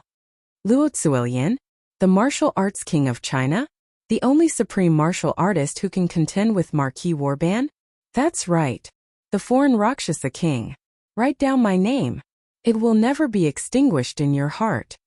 The martial arts king of China turned her beautiful eyes and looked at Noah. My surname is Luo, my name is Tsuelian, and my courtesy name is Hao. I am the leader of the Holy Church of China, the undefeated king who reigns at the peak of martial arts, the unparalleled supreme martial artist in the world. My martial arts are unparalleled, and my bravery is unparalleled in the world. In the days to come, you'll definitely recognize this. After Italy's invincible sword king and the most ancient devil king, The world's most ferocious devil sect leader finally appeared in front of Noah. He was second only to Warban in terms of age, and was China's godslayer who was Warban's enemy. He was the martial arts king who dominated the martial arts world on the land like a sleeping dragon. His martial arts were unparalleled in the world, and no one could compare to him. Luohao. It was said that those who had seen the martial arts king had their eyes blinded, and those who had heard the voice of the leader of the martial arts world would have their eardrums pierced. The most ferocious demon. The one and only tyrant. This was the rumor Noah had heard about Luohao. The beautiful girl in front of him, who looked to be only 17 or 18 years old, was that tyrant? If it were not for the fact that he knew that one could not judge a book by its cover, and clearly felt the majesty and domineering aura of the other party, Noah would never believe that this otherworldly-looking girl could be such a ferocious devil sect leader. What are you doing here? Luohao. Warban was speechless. Could it be that you're also here for the battle with Athena? I, Luohao, have long retreated to the mountains and forests, and I don't care about the world. How can a mere queen of the heavenly realm, who has not yet fully recovered, make me Luohao reappear in the martial arts world and show off my martial arts? Luohao's tone became cold as she said this. However, perhaps it's because I've retreated to the mountains for too long, but now the reputation of the martial arts king can no longer deter those rascals. If I can't make this demon pay with his life, I, Luohao, am not worthy of being the leader of the Holy Church. Noah frowned. What do you mean by that? I see. Warban rolled his eyes and seemed to understand something. He sneered. Athena went to your territory to look for you and provoked you, so you're here, right? Luohao snorted coldly. How dare she barge into my territory and openly provoke me, Luozuelian, in front of my followers? Even if she's the former queen of the heavenly realm, I'll cut off her head. Hearing this, Noah finally understood. Just like Warban, Athena had also come to Luohao. However, the situation was different from Warban's. If Athena lured Warban to Italy by using the result of fighting with him as bait, then Athena lured Luohao here by means of provocation. Although they had just met, Noah was sure that Luohao was definitely a person with an extremely high self-esteem, self-confidence, and narcissism. Luohao would definitely chase after such an arrogant person as long as she was slightly provoked, even if she had to run to the end of the world. Luohao looked at Noah and gave a command directly to Noah. How can I convince my followers if I can't bring Athena's head back to Lushan? You've insulted me, Luozuelian. So, devil king of a foreign country, I heard that you have a god relic that can lure the goddess who insulted me here. Give it to me. Noah narrowed his eyes as a cold gleam flickered in his eyes when he heard Luohao's command. However, before Noah could do anything, another voice broke into the scene. Oh, have they started fighting? I knew it. A man carrying a crude, mass-produced knight sword walked over slowly from far away with such a relaxed voice. He glanced at Noah, Luohao, and Warban one after another and laughed heartily. Then, can you count me in as well? Who else could it be apart from Tony? Salbar Tony. The murderous gleam in Warban's eyes grew, but there was a cold smirk on his face. How dare you show up in front of me? Salbar Doni? Luohao frowned as if she had thought of something. I see. You're the king who's not mature at all except for his sword skill that's close to mine? Why are you here? Even Noah was stunned. Aren't you in Rome? Isn't it boring over there? Tony replied without hesitation. His face and eyes were surging with battle lust. On the contrary, not only do you have Athena here, but you also have that old man over there. Now even the Wuxia from the east is here. With me here, it's a battle between 4 god-slayers. No matter how I look at it, your side is more interesting, isn't it? Ha ha ha ha. Warban laughed out loud. Great. That's great. All the enemies that I must defeat are here. There's nothing better than this. Are you guys going against my order of pardon? Luohao spoke too. You deserve to die 1,000 times over. Come on. Come on. Tony carried his sword and shouted excitedly. It's okay if all of you come at me together. Noah forced a smile as he sensed the tension in the air. For kings gathered together to kill each other because of Athena's plan. The goddess of wisdom lived up to her name indeed. Chapter 5:13. When Noah, Luohao, Warban and Doni, who stood at the top of the world and were regarded as kings by everyone in the magic world, appeared on the same battlefield and fell into a tense state, Erica and Liliana, who were on the rooftop of a building far away, were dumbfounded. It was definitely rare for the two most talented prodigies in Italy to lose their composure like this. However, it wasn't Erica and Liliana's fault, because the scene before their eyes was too terrifying. The oldest and most capricious demon king in the world, who could barge into the palace of the former Queen of England for his own pleasure, and could also kidnap others to satisfy himself, declaring war on a king. Standing at the top of the Wulian, his martial arts were unparalleled, and no one could defeat him. However, he was the fiercest and most brutal king of Wuxia, armed with a magical sword. He was simple-minded and could disregard everything for the sake of battle. He might even be willing to plunge the entire Italy into turmoil. Also, he was the new king who had recently been reincarnated and had the ability to defeat the King of Sword, the oldest demon king, and was recognized by the leader of the Wulian Alliance of China. He was the new king who had brought huge losses to Italy. Putting aside how the four of them felt, from the perspective of Erica and Liliana, who knew about their glorious deeds, it was as if the four most terrifying demon kings in the world had gathered together and were ready to turn the world upside down. Erica. Liliana's expression could only be described as dull. What should we do? What do you mean? Erica laughed bitterly. We can only stop them, right? The duel between two kings had already led to all kinds of consequences, not to mention four kings fighting in a melee. Erica had no doubt that once the four of them went all out, this city would definitely be razed to the ground, and even the surrounding cities would be affected, causing turmoil in the entire Italy. Naturally, Liliana understood this as well. But how should we stop them? Erica was at a loss for words. How could they stop them? There were only 7 kings in the world. Now, 4 of the 7 kings had gathered together and were about to engage in a chaotic battle. Unless the remaining 3 kings came together and stood on the same side, no one could stop all of this. But let's not talk about whether the remaining 3 kings were here or not. Even if they were found, there was an 80% chance that they wouldn't really form a battle line to stop those 4 people. Instead, they would join in and cause more trouble, right? After all, at the end of the day, the Godslayers were just a bunch of troublemakers, right? 4 kings, and such special ones at that. Erica couldn't help but feel a headache coming on. Could it be that the end of the world will come true in the hands of those 4 people? With that, a voice answered Erica's complaint.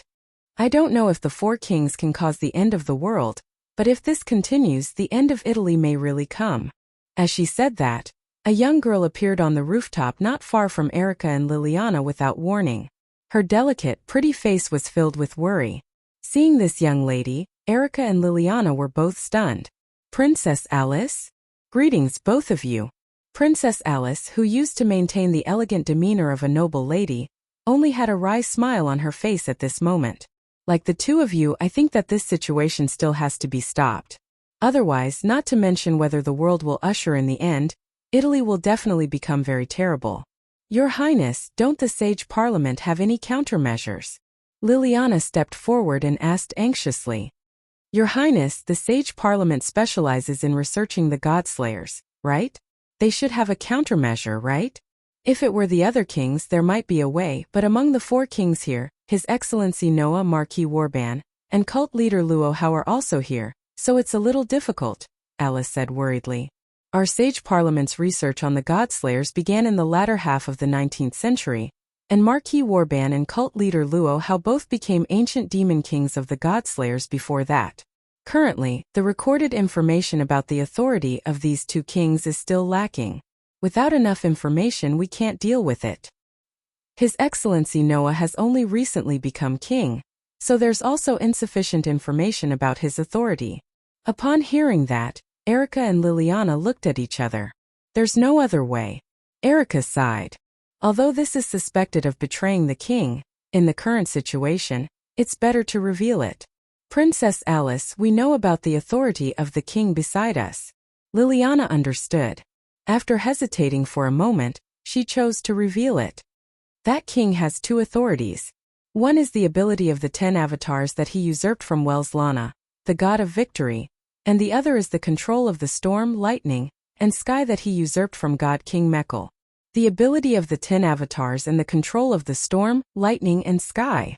Alice, who had no idea that Liliana had given the wrong information, pondered and then shook her head. Forget about the control of the storm, lightning, and sky, but since His Excellency Noah has usurped the ability of the 10 avatars of Wuxia, then there should be quite serious restrictions and conditions for using the 10 avatars. The restrictions should be that they can only be used once in a certain period of time. And if all 10 avatars are usurped, there will definitely be conditions for using them. It's not surprising that there are conditions like under which avatar can be used. Without knowing these conditions in advance, there will be limited countermeasures. As expected of the former chairman of the Sage Parliament who specialized in studying the Godslayers. She had a full understanding of all aspects of the authority of the Godslayer. But it was a pity that for Noah, an existence who was out of the norm, this understanding was specially used to break through. At this moment, the distressed Liliana's expression suddenly froze, and a dim light glowed in her eyes. Divine spark. Golden sword. Seeing Liliana suddenly murmur absent-mindedly, Alice and Erica were pleasantly surprised. Spirit vision. Erica's eyes lit up. Liliana must have gotten some hint. As soon as she finished speaking, the dim light in Liliana's eyes disappeared, and her expression became joyful. Princess. Erica. I saw it. If we want to stop this disaster, we can only rely on the golden sword. The king's golden sword. The sword of gold? Both Alice and Erica were stunned. Among the 10 avatars of Wuxia, there is the avatar of the human warrior holding the golden sword. That sword can cut through the divine spark and seal the authority of the Godslayer. Liliana quickly explained. My spirit vision saw the image of the king using the golden sword to seal the authority of Marquis Warban, Hierarch Luo Hao, and Sarbar, and defeat the other 3 kings in one fell swoop. Defeating 3 kings in one go. Alice drew in a breath of cold air. Even Erica couldn't help but exclaim in shock. Liliana, you're kidding, right? It can't be wrong. That king has the power to defeat the other 3 kings in one fell swoop. Liliana said solemnly. It's just that to use this power, one needs to understand the target of the authority that the kings have usurped. Otherwise it can't be used. Alice and Erica finally let out a sigh of relief. If there was really such a trump card that could be used at will, then Noah would be too terrifying.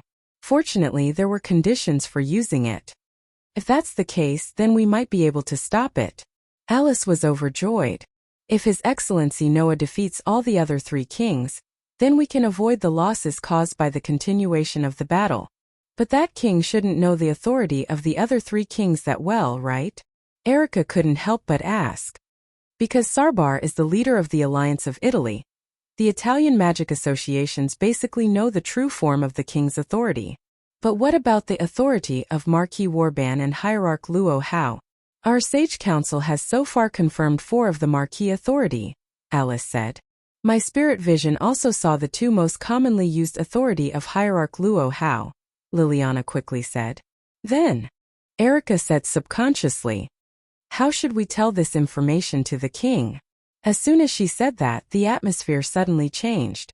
Chapter 5:14. Chi. The sea of fire with an astonishingly high temperature continued to burn the surroundings of the battlefield, melting the buildings like candles. Everything that was caught in the sea of fire was reduced to scorched earth. At the edge of the sea of fire, 4 people with flame-like curse power were standing in 4 different positions, confronting each other. The air was filled with a terrifying sense of oppression, which was even more creepy than the sea of fire. Translator.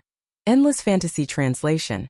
Endless Fantasy Translation. Noah's gaze swept across Warban, Luo Hao, and Doni, and he felt a little helpless. Noah really did not expect that Athena would lure Warban, Luo Hao, and even Doni in order to get the Stone of Gorgon, and start a big battle around him. Could it be that the goddess had actually lured the rest of the Godslayers over? And would they jump out like this later? Noah could not help but have such a thought. But no matter what, it was now a situation where throwing away the Gorgon stone would not end the dispute. Although Warban verbally acknowledged Noah's victory and gave him the Gorgon stone, which originally belonged to Noah as a trophy, But if Noah handed over the Gorgon stone, Warban, who wanted to fight with Athena, would not hesitate to snatch it.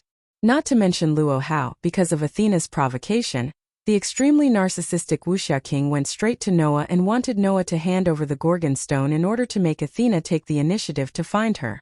Presumably, no matter who got the Gorgon stone, Luo Hao would keep snatching it until she got it. As for Doni, he was a fool. Even without Athena, if he knew that Warban and Luo Hao's goal was the Gorgon stone, he would have happily snatched the stone from Noah's hands and shouted loudly, "Take me down if you want it." In short, the scene had become extremely chaotic, and it was basically all in Athena's favor. If Warban snatched the Gorgon stone from Noah, he would not mind giving it to Athena, because he would only fight with Athena at full strength. And with Luo Hao with her self-esteem, all Athena had to do was say something like, "As the king of the martial arts world, do you want to fight with me who has not yet fully recovered?" And that would definitely provoke Luo Hao. After all, for Luo Hao, if she had something that could restore the enemy to full strength, and the enemy could not fully recover because of it, then she would be taking advantage of the situation. In this way, Luo Hao, with her high self-esteem and narcissism, would definitely give the Gorgon stone to Athena, and let Athena recover to fight with her. Right? Doni, for the same reason, Warban. In other words, among the people present, except for Noah, as long as the rest of them obtained the Gorgon stone, they would eventually return to Athena. Only Noah would not care whether Athena would fully recover or not, and choose the most effective way to deal with Athena. It could only be said that Athena was really the goddess of wisdom. A group of problematic children, all of them are here. What did I do wrong? Noah rubbed his eyebrows and looked around at the other three of his kind. After a while, he finally made a decision. "Hey, idiot," Noah said to Doni, who was not far away. "Compared to a free-for-all, you should prefer a one-on-one duel, right?" "That's true. Although a free-for-all is good, a one-on-one duel is more satisfying." Doni was startled, but he immediately reacted. Hey, what do you mean by idiot?" "Then how about we form a temporary team?" Noah ignored Doni's protest and said without hesitation, "One for each of us, a fair duel, no problem, right?" "Oh." Doni raised his eyebrows, glanced at Warban and Luo Hao, and then laughed. "Two of the oldest demon kings versus two of the youngest demon kings? Interesting, isn't it? You two brats, are you going to beat me?" Warban's evil eyes flashed with green light. "I don't mind playing with you guys. You have to be clear, I, Luo Hao, and Warban are enemies, and we will never join forces to fight against the two Rakshasa kings." Luo Hao said without hesitation. "It's your honor to fight with me, Luo Hao. My bravery is unparalleled in the world. Even if the two of you attack me together, Luo Tsuelian will show off her martial arts skills that can rival thousands of soldiers and horses, and leave the mark of defeat on your bodies. Don't misunderstand, we don't mean to let you join forces, it's just a one-on-one duel." Noah glanced at Luo Hao. "It's only fair to duel under equal conditions, but if the conditions aren't equal, then even if you show off your bravery, you won't be able to show off your spirit. Although I'm not from your hometown, I know that you Chinese respect your opponent's spirit of martial arts." Noah smiled indifferently. "The unparalleled leader of Wulin, the invincible king of Wuxia, let me take a good look at your spirit." "Heh." Luo Hao smiled for the first time since she appeared, and that smile was truly beautiful. "As the king of a foreign country, you have some knowledge of the martial arts ethics of our Chinese Wulin. No matter how good your martial arts skills are, as long as you have the heart of a Wulin, you're worthy of my respect. Very well, as the supreme of the Wulin, let me experience the martial arts skills of the king of a foreign country." After she finished speaking, the spell power around Luo Hao vibrated, and Luo Hao suddenly disappeared on the spot. Roar! Almost at the same time, Bio, who had been guarding behind Noah, let out a high-pitched and beautiful roar towards the sky, turning the roar into a substantial shockwave that shook in all directions. Pung pung pung pung pung. Wherever the shockwave passed, the ground suddenly burst open and shattered. After fusing with the incarnation of Mountain Boar, Bio not only gained attack power and destructive power, but also the ability to send out shockwaves. When combined with Crush, the shockwave sent out by Bio could shatter everything in the world, just like Donnie's unstoppable magic sword. There was nothing that couldn't be shattered. Under such circumstances, the shockwave that shook out directly shattered everything in its path, including the ground, gravel, and even the airflow, and spread out. At this time, Luo Hao's figure suddenly appeared at the edge of the shockwave. Obviously, Luo Hao was going to directly attack Noah. However, Noah noticed it and let Bio send out a shockwave that could shatter everything, forcing Luo Hao out. Well done, foreign Rakshasa king. Then I don't need to be polite. Looking at the incoming shockwave, Luo Hao took a deep breath and then suddenly shouted out coldly. Last year I fought Sanganyuan, this year I fought Song He. I washed the soldiers of Karak Spazinu. I let the horses loose in the snow of Tian Shan. I fought in the long march, the three armies all aged. That was the spirit of words that sounded like a song. Who? The language spirit that transformed into a beautiful song carried a strong gust of wind, blowing away everything around Luo Hao. Xiongnu slaughter for farming since ancient times, only white bones can be seen in the yellow sand field. The Qin family built a city to hide. The Han family still has the fire of war. The fire of war burns endlessly. There is no time for war. As Luo Hao's voice continued to reverberate, the strong wind gradually turned into a gale. The gale gradually turned into a storm, spreading out like the shockwave that was blowing towards them. Fighting to death in the field, the defeated horse cries to the heavens, the crow pecks people's intestines, flies up to the withered branches. The shockwave that could shatter everything suddenly collided with the storm that was expanding in all directions. Dong! With a trembling sound, the two shockwave-like waves collided with each other, and like a tide that surged towards a reef, they crazily slammed against each other. The shockwave that could shatter everything shattered the oncoming storm. However, the storm seemed to be endless, turning into a solid barrier that guarded in front of Luo Hao. Soldiers are reckless, generals are empty. They know that soldiers are lethal weapons. Saints have no choice but to use them. Luo Hao's aura became more and more intense, and the curse power on her body became more and more violent, causing the storm to continuously blow. Ha! At a certain moment, Luo Hao suddenly shouted. The storm that was blowing towards them suddenly exploded. Dong! A terrifying shockwave shook the air. Chapter 5:15. Boom! It was like a star in the universe had exploded. Although there was no intense fire, the shockwave that could shatter everything and the storm that shook out along with the ballad turned into the most direct collision, violently surging in all directions. Bang! Bang! Bang! Bang! Bang! Wherever the shockwave passed, whether it was the ground, obstacles, or buildings, everything was blasted apart in a muffled sound. They were smashed into pieces and carried away by the shockwave like flying ash, striking in all directions like a tornado. Looking down from above, one would see that the two shockwaves that were colliding with each other suddenly exploded, as if trying to take away the shockwave that could shatter everything. The two shockwaves mixed together and vibrated in all directions. Under such circumstances, a terrifyingly huge crater was formed in a short span of 2 to 3 seconds. Although it was not as big as the huge crater created by Noah a while ago, this huge crater was still hundreds of meters wide. The surrounding high-rise buildings and residential buildings were all blown away. It was extremely violent. Luo Hao and Warban were obviously not the same type of godslayer. Even though Warban also had a stormy wind and raging waves that could turn an entire city into a hell ravaged by violent thunder, tornadoes, and torrential rain, causing great destruction, Warban generally preferred to use the three authorities of Sodom's pupil, pack of greedy wolves, and servant of death's cage.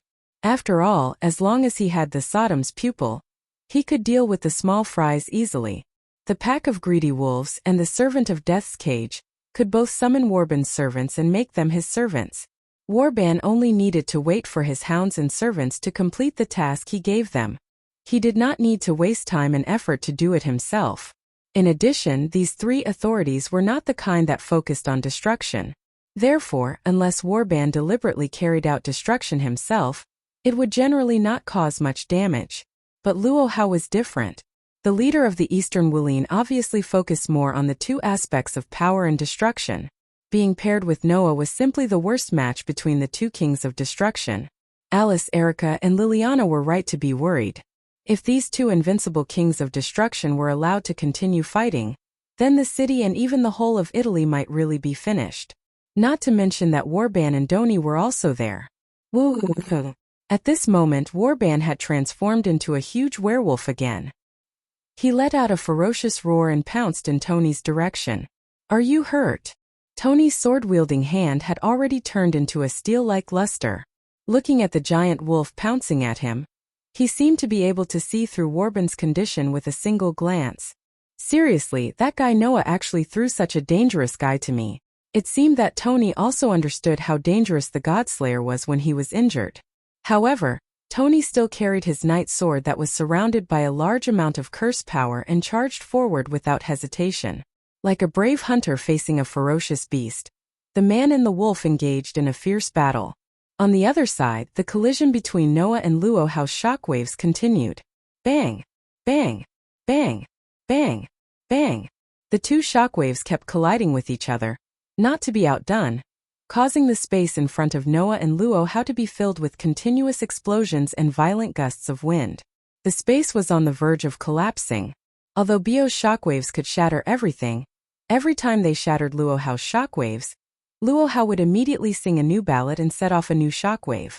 It was as if she was building the strongest invisible barrier, firmly blocking Noah's shockwaves that could shatter everything.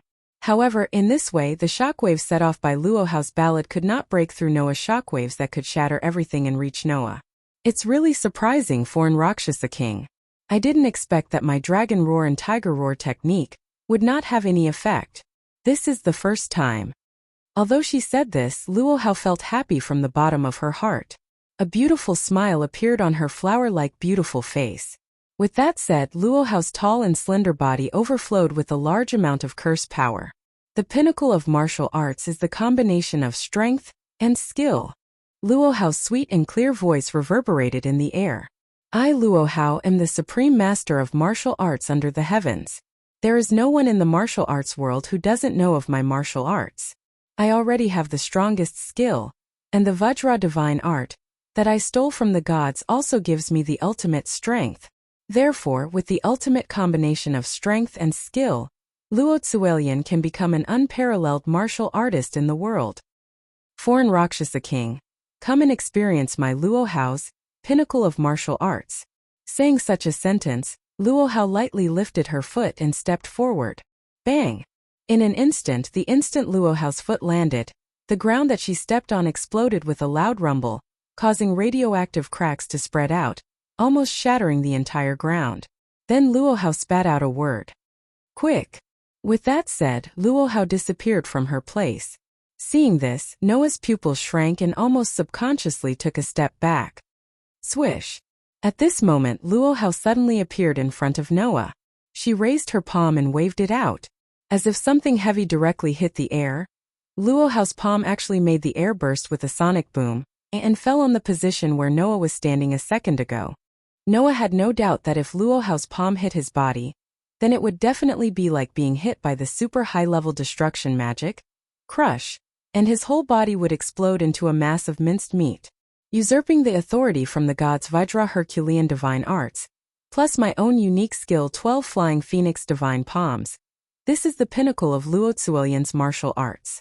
You can try to block it. After saying that, Luo Hao raised her pair of soft, fair and beautiful palms. She rushed forward and slapped Noah, who had taken a step back, once again. All evildoers, be afraid of my power. Now I shall obtain the majesty of 10 mountains, the strength of 100 rivers, and the strength of 1,000 giant dragons. The majestic me shall raise the ferocious power to slay dragons. At the moment when Luo Hao made her move, Noah, who was already mentally prepared, also focused his eyes. The stone plate in his heart turned to the pattern of the Dragon Man, and used the Dragon Man incarnation, letting the majestic power of the curse sweep out from his body. His body tensed up, and turned into a powerful physique comparable to that of a giant dragon. Then Noah clenched his fist, and all the power in his body poured into his clenched fist. Instead of retreating, he went forward and faced the incoming terrifying palm with a punch. Noah's heavy fist and Luo Hao's palm collided in the next moment, stirring up a fierce wind and a muffled sound that made people's hearts shrink. Under the Dragon Man incarnation, Noah could obtain a body comparable to that of a giant dragon, and go beyond intuition and wildness, which could be called a divine fighting ability. Luo Hao said that she had the ultimate strength and skill, which was the so-called Vajra Herculean divine arts, and 12 flying phoenix divine palms. With the divine fighting ability, Noah's skill should be able to match Luo Hao's skill. However, Luo Hao's strength seemed to be superior to Noah's strength, with a body comparable to that of a giant dragon. At that moment, Noah only felt a terrifying force pass from Luo Hao's palm through her fist and into his body, making Noah feel as if he was hit by something. His body trembled and he stepped back again and again. At this time, Luo Hao was not going to let him go. The power of the curse in her palms rose crazily. She stepped out with her left foot, and her body was in a semicircle. Her right palm was like a long whip, fiercely pressing towards Noah's chest. Shio! Under the influence of the terrifying power, Luo Hao's palm strike tore apart the air and the ground, and it also drew a mysterious trajectory, as fast as lightning falling towards Noah's chest, bringing with it a deep sound that pierced the eardrums. Chapter 5:16. Whoosh! Her slender palm carried an extremely terrifying power. Amidst the sharp sound of a sonic boom, she ruthlessly pressed her palm against Noah's chest without hesitation. Noah, who had already fought with Luo Hao before, knew that even if he used the incarnation of the Dragon Man, and had a body comparable to that of a giant dragon, his own strength was still no match for the authority of Luo Hao's Vajra Vigor technique. That should be the same as the incarnation of the giant, which could bring the user a terrifying and monstrous strength, right?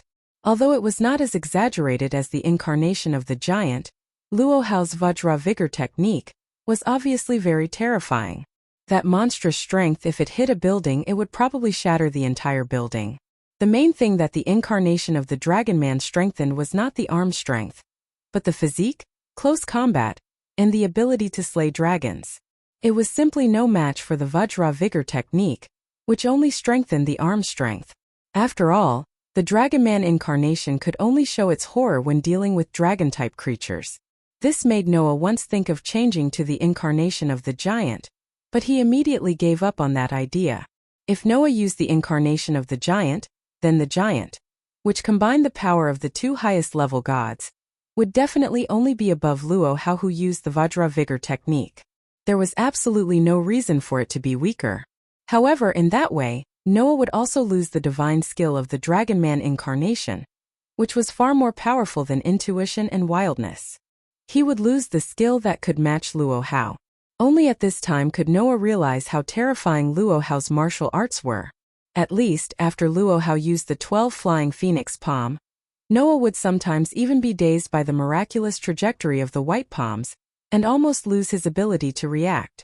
To be able to withstand Luo Hao's palm, it was completely dependent on the divine skill of the Dragon Man incarnation, which was far more powerful than intuition and wildness. It allowed Noah's body to naturally react, and he used his extraordinary intuition and wildness to block Luo Hao's palm strike. Therefore, once Noah deactivated his draconian form, he would lose his instincts and wildness that were no different from foresight. He would definitely be struck by Luo Hao's palm and at the very least be severely injured. So Noah gave up on the idea of removing the Draconid avatar.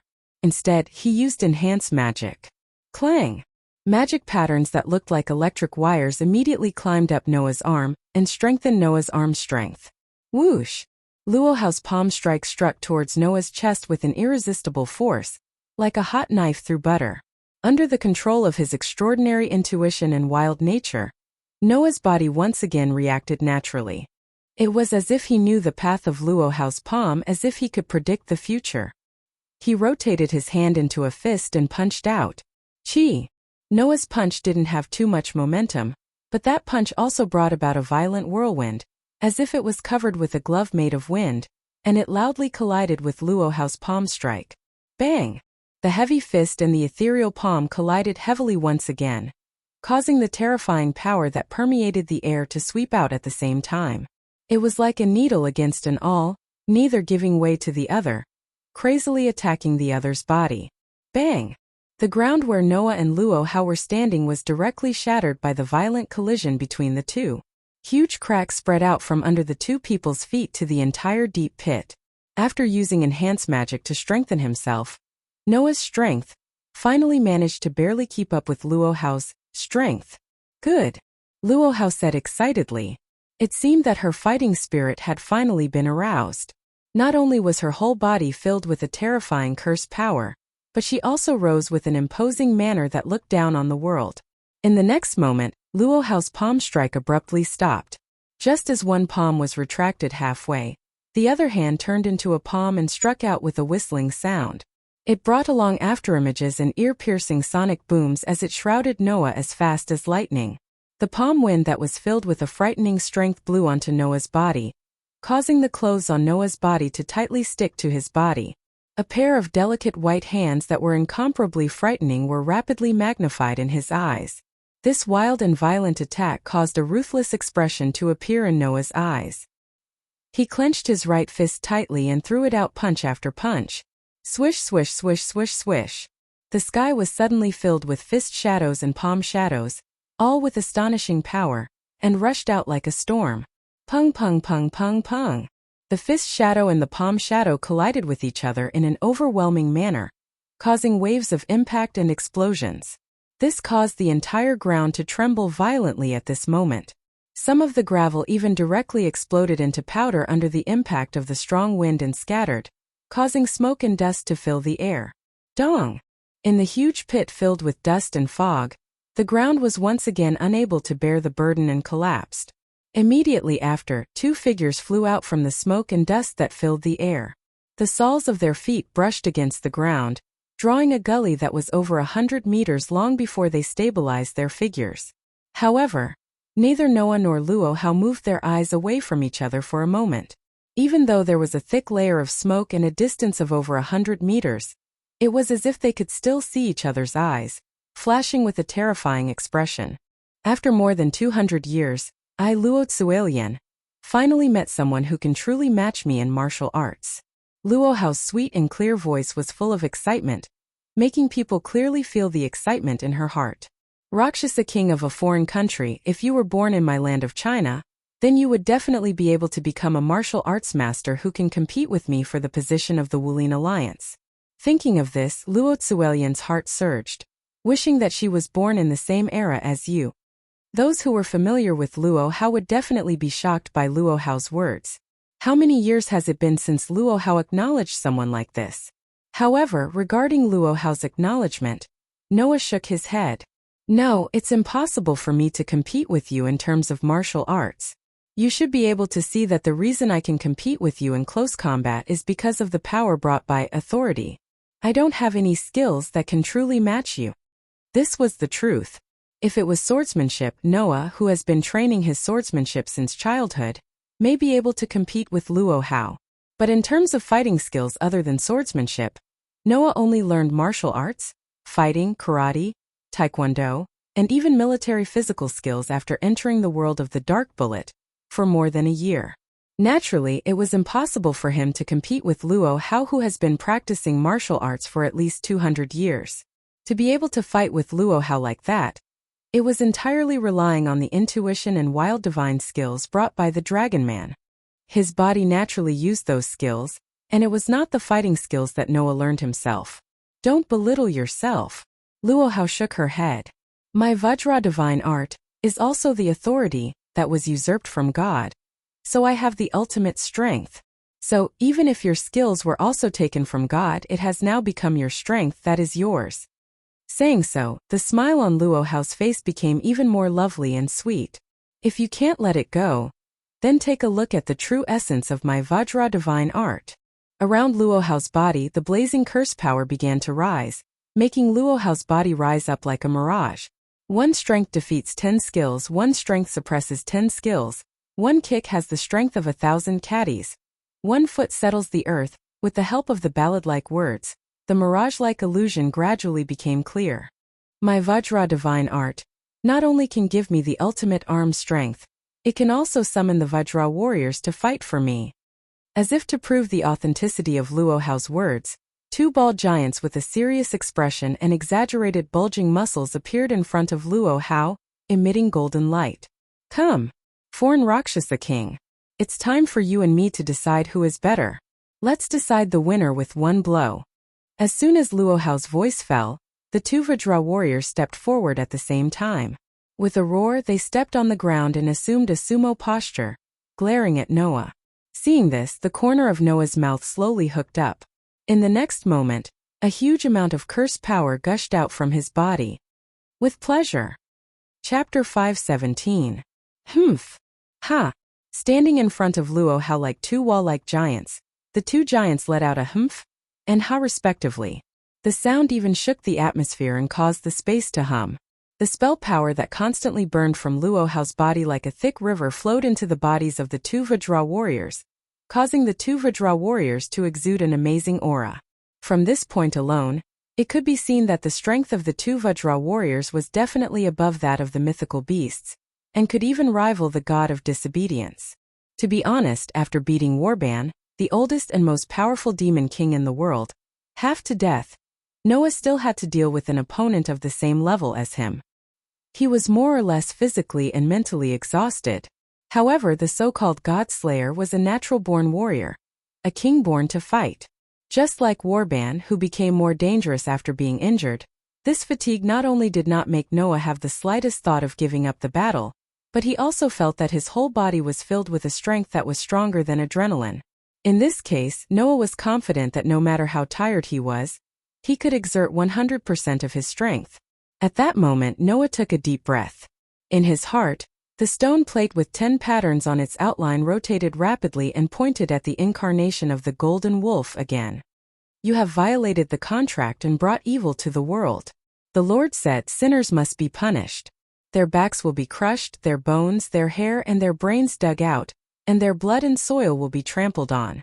If I can't get close to you, I will follow the Lord's words and give the person who violated the contract a hammer of destruction. Following this spirit of words that represented power and destruction was a roar that was so loud that it seemed to be transmitted directly from the sky. Roar! The unyielding melody of Bio, who had disappeared on the battlefield because Noah had transformed into the draconian incarnation, sounded once again. A dazzling golden space appeared behind Noah, and it gradually cracked open. A giant golden beast that was comparable in size to the two Vajra warriors struggled to emerge from it, and one of its front paws suddenly fell to the ground. Dong! Bio, whose body had transformed into a giant wolf that could cover the sky, stared at the two Vajra warriors with his gem-like beast eyes. A cold and ferocious nature flashed in his eyes. Roar!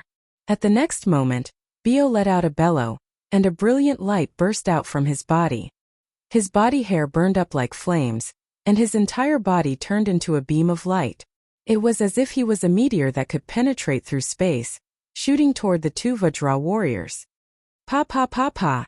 Suddenly, wherever Bio turned into a giant bright meteor, the ground seemed to have been forcefully plowed by something. As the meteor moved forward, a long gully was created. Humph! Ha-dash! The two Vajra warriors immediately let out a cold roar that shook the air. They actually extended their heavy palms toward the golden light spear that was rushing over. Immediately after, the dazzling meteor that pierced through the sky ruthlessly fell on the two Vajra warriors. Rumble! With a loud noise that shook the world, an incredible and violent shock wave spread out and instantly covered every corner of the surrounding space. Rumble! The ground that was destroyed beyond recognition, and it could be said that there was nothing else that could be destroyed, trembled like an earthquake. It was as if a volcano had erupted from the ground. As the ground cracked, scorching air pillars spurted out. Bang! Bang! Bang! Bang! Bang! Amidst the sounds of explosions, what gushed out from the ground was not scorching hot magma, but water pillars that resembled hot springs. They brought with them waves as they broke through the ground from every corner. Accompanied by the violent wind that shook the ground, they sprinkled everywhere. Warban and Tony, who were battling not far away, were also swept up in the shock waves, and they reluctantly stopped. One of them used his forelimbs to tightly grab onto the ground, while the other stabbed his sword directly into the ground to barely stabilize himself. At the center of the impact, a competition that did not belong to humans was going on. Woo! Woo! Woo! Woo! The two strong Vajra warriors roared angrily. Their forearms were like fortresses, firmly resisting the impact coming from the front. Blue veins popped out on each of their arms. Clearly, they were doing their best. Roar! Roar! Roar! Roar! Bio, who had turned into a dazzling stream of light, also roared. Like a huge golden light pillar, he kept rushing forward. However, he was firmly blocked by the two Vajra warriors, and they were in a stalemate. Buzz, buzz, buzz, buzz. Under the terrifying impact, the space around Bio, who had turned into a meteor, and the two fortress-like Vajra warriors trembled like a boiling pot. If one were to say that the space would collapse in the next instant, no one would doubt it. Luo Hao, who was protected by the two Vajra warriors behind him, couldn't help but groan under the impact. The curse power in his body was constantly extracted and poured into his feet to stabilize his body. Noah's entire body was also fluctuating with curse power. He extended one hand forward, and a gorgeous white light filled the air. The incoming terrifying impact was completely shattered into fragments of air, brushing past the two sides of his body and scraping behind Noah. This caused Noah's coat to violently rise up and down, making flapping sounds. Under such circumstances, at a certain moment, the stalemate was finally broken. Poochie! After such a tearing sound was heard, the two Vajra warriors, who had withstood the huge dazzling light pillar, had blue veins bulging on their arms. Under the effect of the huge impact, their skin and flesh were torn open. The two Vajra warriors had already reached their limit. Luo Hao's expression changed for the first time since she had appeared. Obviously, with Luo Hao's strong confidence in herself, she did not expect that her body would lose to Noah's Bio.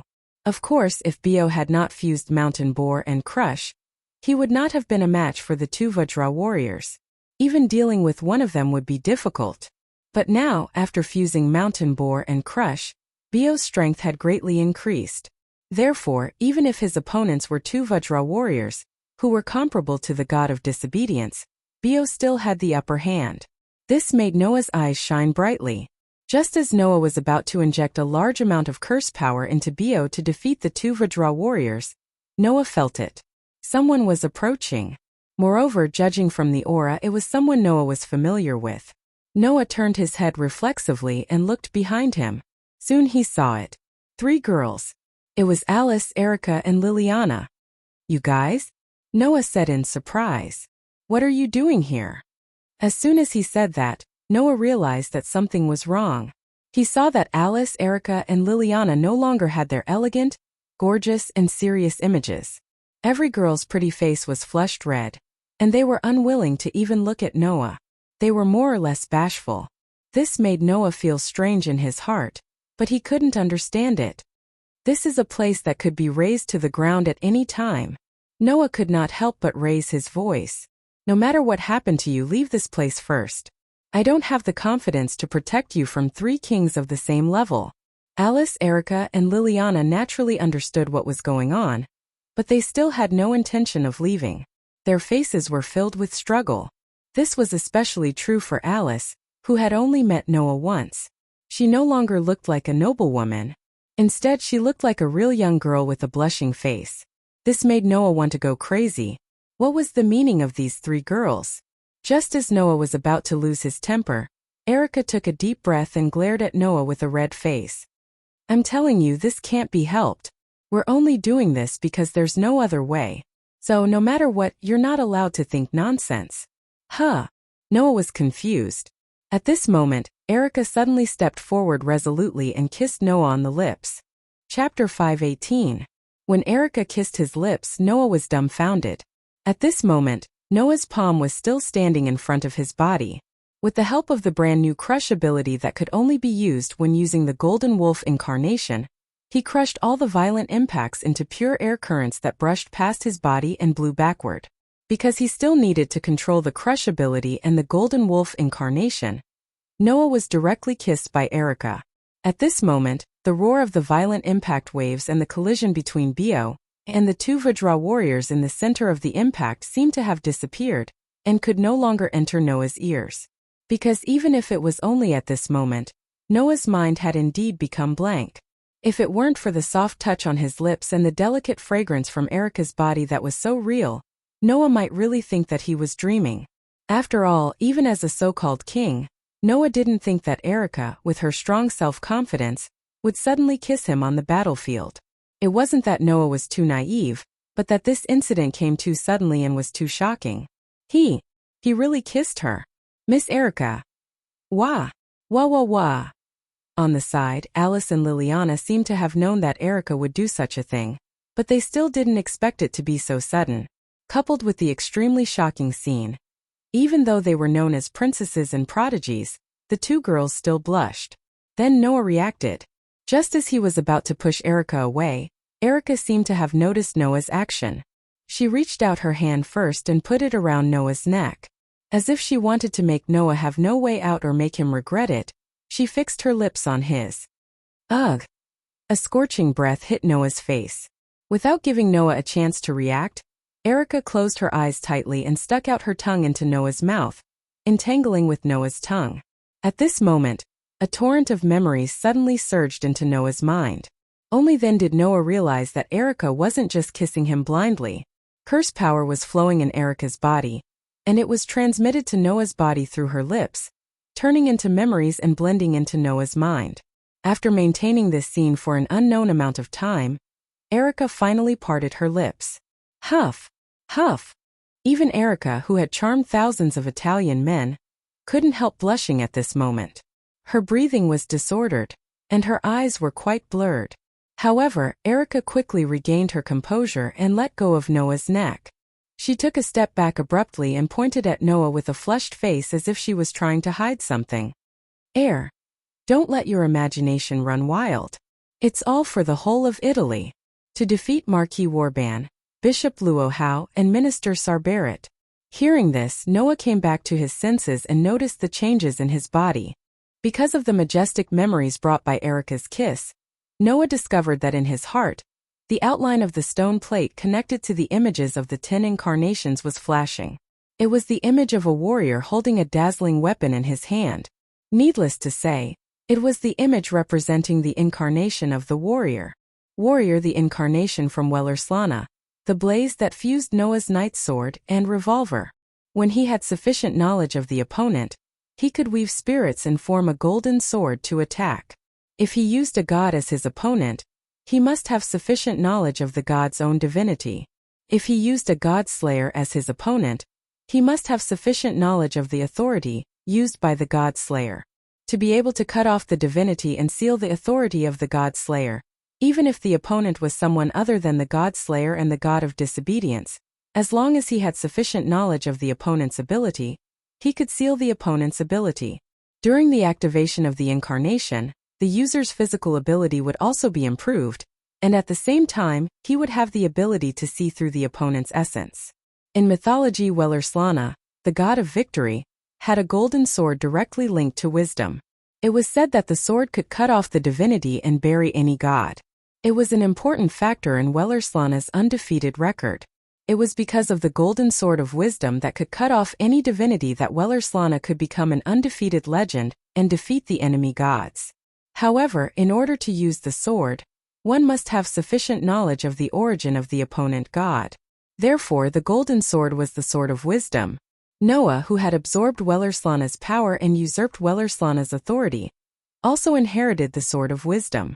Moreover, after fusing with the original knight's sword and revolver, the nature of the sword of wisdom became more thorough, and the target it could cut was no longer limited to gods.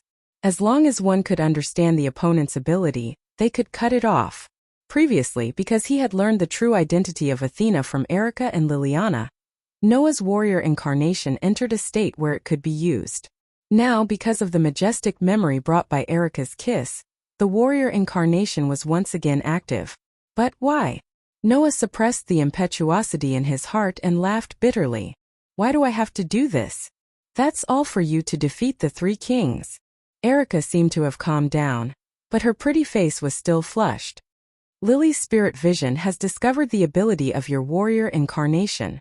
As long as we tell you all the origins of the authority of Marquis Warban, Hierarch Luo Hao, and Salba Ray, you can use this incarnation to defeat the 3 kings and avoid serious impact on Italy. Because it's an emergency now, there's no way to leisurely tell you so much about the authority. We can only choose to use the professor's magic to pass the knowledge into your mind. Alice's expression also seemed a little awkward. But the body of the Godslayer is too resistant to curses. It's almost immune to all curses. We can only use magic through kissing directly into your body.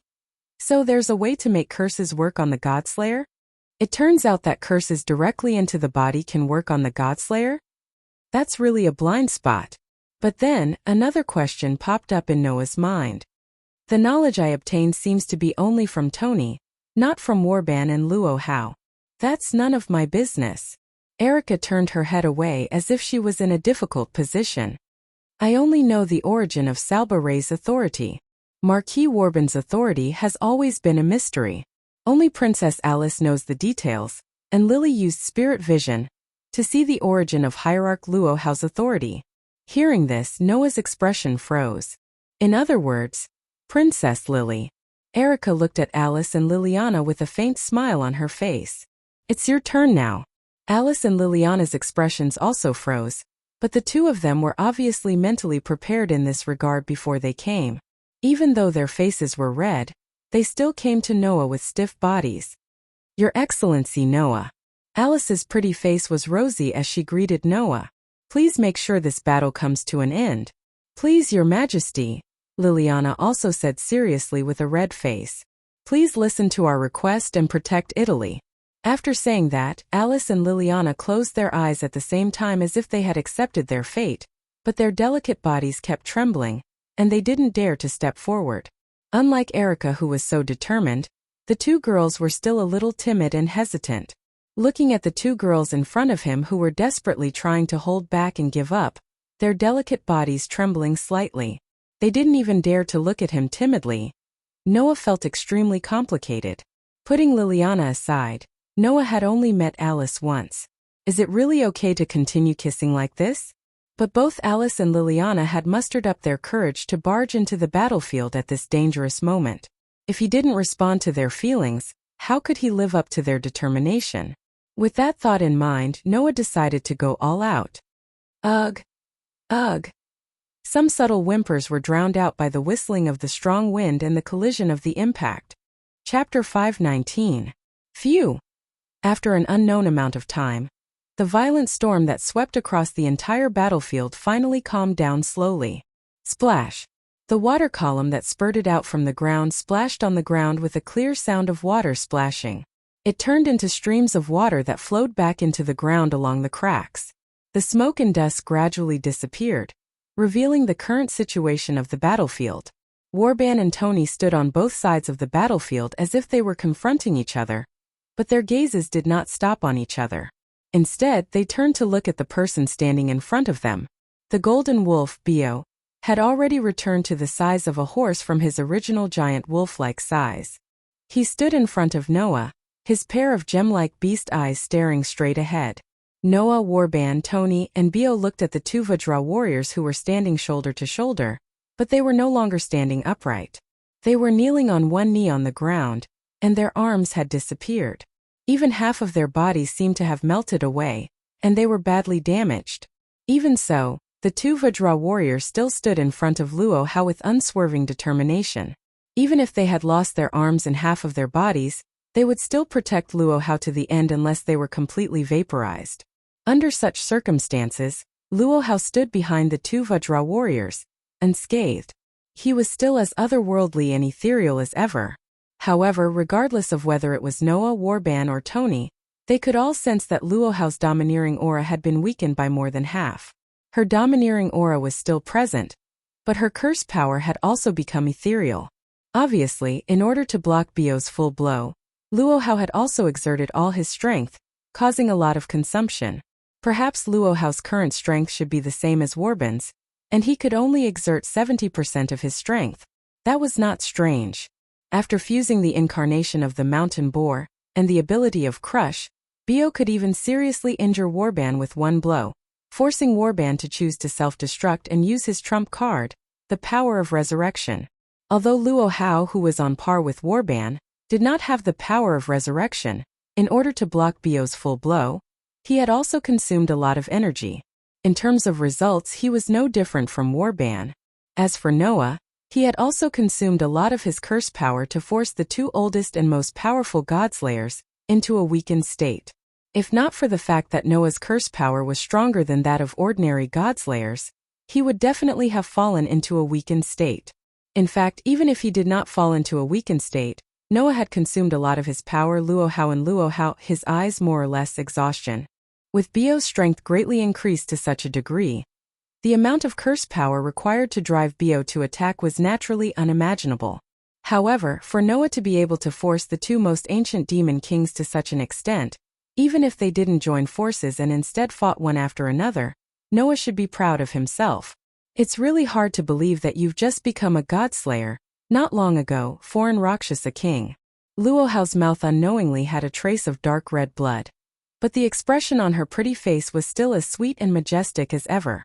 How long has it been since Luozuelian was forced to this point? Even the so-called invincible King Wulin was injured? Warban looked a little happy. Kid, you did well. As expected of my lifelong rival. Tony licked the corner of his mouth. I really want to exchange swords with you again. Being praised by 3 Godslayer seniors in a row, Noah did not have the slightest bit of happiness. His eyes were tired, but more than that, there was an intimidating expression. Roar! The golden wolf Bio let out a low growl, and his body gradually dissipated, disappearing on the spot. Noah took a step forward, took a deep breath and said calmly, "In that case, can it be considered my victory? It's still early." Luohao could not help but glare at Noah. Although it's more or less drained, Luozuelian's fists and palms can still block thousands of troops. Hearing this, Noah was not surprised at all. He turned his head to look at Warban and Tony. What about you two? Do you still want to continue fighting? Do you want me to withdraw my claws before they're even stained with my enemy's blood? Warban smiled sinisterly. No, that's not enough to satisfy me. It's rare to have a battle that makes one feel hot all over, Tony said as he carried his sword. To be honest, I haven't had enough yet. Just as Noah had expected, apart from himself, the other 3 Godslayers had no intention of giving up on this battle. In fact, in the beginning Noah was the same. Whether it was Warban, Luohao or Tony, all of them ran to Noah to satisfy him and asked for the Gorgon stone on their own, as if they were the only ones in the world. There was no room for negotiation at all, which made Noah quite angry. However, when he thought of how Alice, Erica, and Liliana had barged into the battlefield to stop this battle and handed him the key to victory, Noah had already calmed down. Now Noah only had one thought: end this battle quickly. Indeed, Noah slowly closed his eyes, and then suddenly opened them, a sharp light flashing in them. Then I don't need to hold back anymore. The moment he said that, the stone plate in Noah's heart turned and pointed at the image of a warrior holding a bright weapon. Clang! The next moment, an intricate pattern shining with golden light spun out in front of Noah, blooming with dazzling golden light. Let the justice of the world appear with my spell. As the new spell reverberated, a golden sword made of gold with mysterious runes engraved on it emerged from the dazzling golden pattern, bringing with it a burst of dazzling light. This spell is powerful and eloquent, a sword of wisdom that beckons for victory. Noah reached out his hand and grabbed the hilt of the golden sword. Then, he abruptly pulled the golden sword out of the ground. In an instant, the entire dilapidated battlefield was shrouded in a golden light, turning into a golden world. Luohao, Warban, and Tony all subconsciously stepped back, narrowed their eyes, and then looked at the scene around them. The sky had turned into a starry sky. The ground had turned into gold. Runes floated around. The space fluctuated with spell power. This was a dreamlike world that resembled a myth. However, such a beautiful world made Luohao, Warban, and Tony tremble and feel a chill in their hearts. This was because in such a beautiful world, dazzling golden swords were either stuck in the ground or floating in the air, and some were even hanging in the starry sky. There were at least tens of millions of them. Moreover, the tips of those golden swords were all pointed at Luohao, Warban, and Tony. What's this? Luohao, Warban, and Tony were shocked. Although it was only for an instant, Luohao, Warban, and Tony all felt a sense of danger. This was no joke. The Godslayer's intuition in battle was very sharp. Even if it wasn't as exaggerated as Noah's, it was still closer to a beast. Instinctively feeling danger was definitely not an illusory thing. Noah, who was holding the most dazzling golden sword in this world, pointed the sword at Luo Hao, Warban and Tony and said indifferently, "Sorry, I'm sorry. Although I have the resolve to accompany you to the end, to be honest, no matter how many rounds there are, I don't think I'll lose to any of you in a one-on-one duel. But there's no other way now." Noah's lips slowly curled up. "I've been entrusted with the request to keep you guys in line because something terrible has happened. Since I've already done so much, if I don't make you guys behave, I'm not a man. So let me make all three of you leave at once." Luo Hao, Warban and Tony, who were still trembling in fear, were infuriated. "If you can do it, then give it a try." Almost at the same time, the three Godslayers said the same sentence and suddenly jumped up and rushed in the direction of Noah at the same time. Chapter 520. Whoosh! In a world where the sky was the starry sky, the earth was gold and mysterious runes were floating around, and the space was fluctuating with vast power of spells, Luo Hao, Warban and Tony flew out like streamers, leaving three different trajectories in the air as they rushed toward Noah. Looking at the three Godslayers, Noah fearlessly raised the golden sword in his hand. The tip of the sword was aimed at Luo Hao. "Luo Hao, your Vajra Vigor technique is the authority that you usurped from the god known as King Ran, the secret Vajra Vigor and King Luo Yanjian." When Noah weaved the knowledge in his mind into the most direct spiritual language and chanted it, waves of spell power reverberated from all directions. Hum, hum, hum, hum. The golden swords that had been inserted into the ground suddenly trembled and soared into the sky. They suddenly turned and formed a wall of swords in front of Noah, with the tips of the swords pointing forward. To be more precise, they were aimed at Luo Hao. King Ran and Xian were originally a pair. Although they were two people, they appeared as the same divinity. In your country, they were also known as the Hong and Ha generals. In Buddhism, the two of them were guardian gods who existed specifically to protect the Dharma. That was why they were given the title of King Ran. They guarded the left and right sides of the Buddhist temple and were regarded as door gods. They were Vajra warriors who could unleash extraordinary strength. Under the influence of Noah's spiritual language, the golden swords that were aimed at Luo Hao rose and fell, creating a sharp sound as they pierced through the air. They flashed out and shot toward Luo Hao. After usurping this authority, you obtained that transcendent power. You obtained unparalleled monstrous strength, and you can even summon the appearance of the King of Ran. Because they originally existed to protect the divinity, they would naturally appear to protect the master. As Luo Hao's pupils shrank, the golden swords that shone with a strong light swept out and enveloped Luo Hao's body. And your dragon roar and tiger roar technique is the power that you seized by defeating the Hindu goddess Gayatri. She has 5 faces and 10 arms, and she is worshipped as the goddess of hymns. She is the goddess of words and language, and she is also the protector of literature, art, and science. But most importantly, this goddess is also in charge of music and art. She can manipulate the spirit of sound, and she is the goddess who offers hymns to the gods. The golden sword screen that enveloped Luo Hao suddenly blossomed with dazzling light.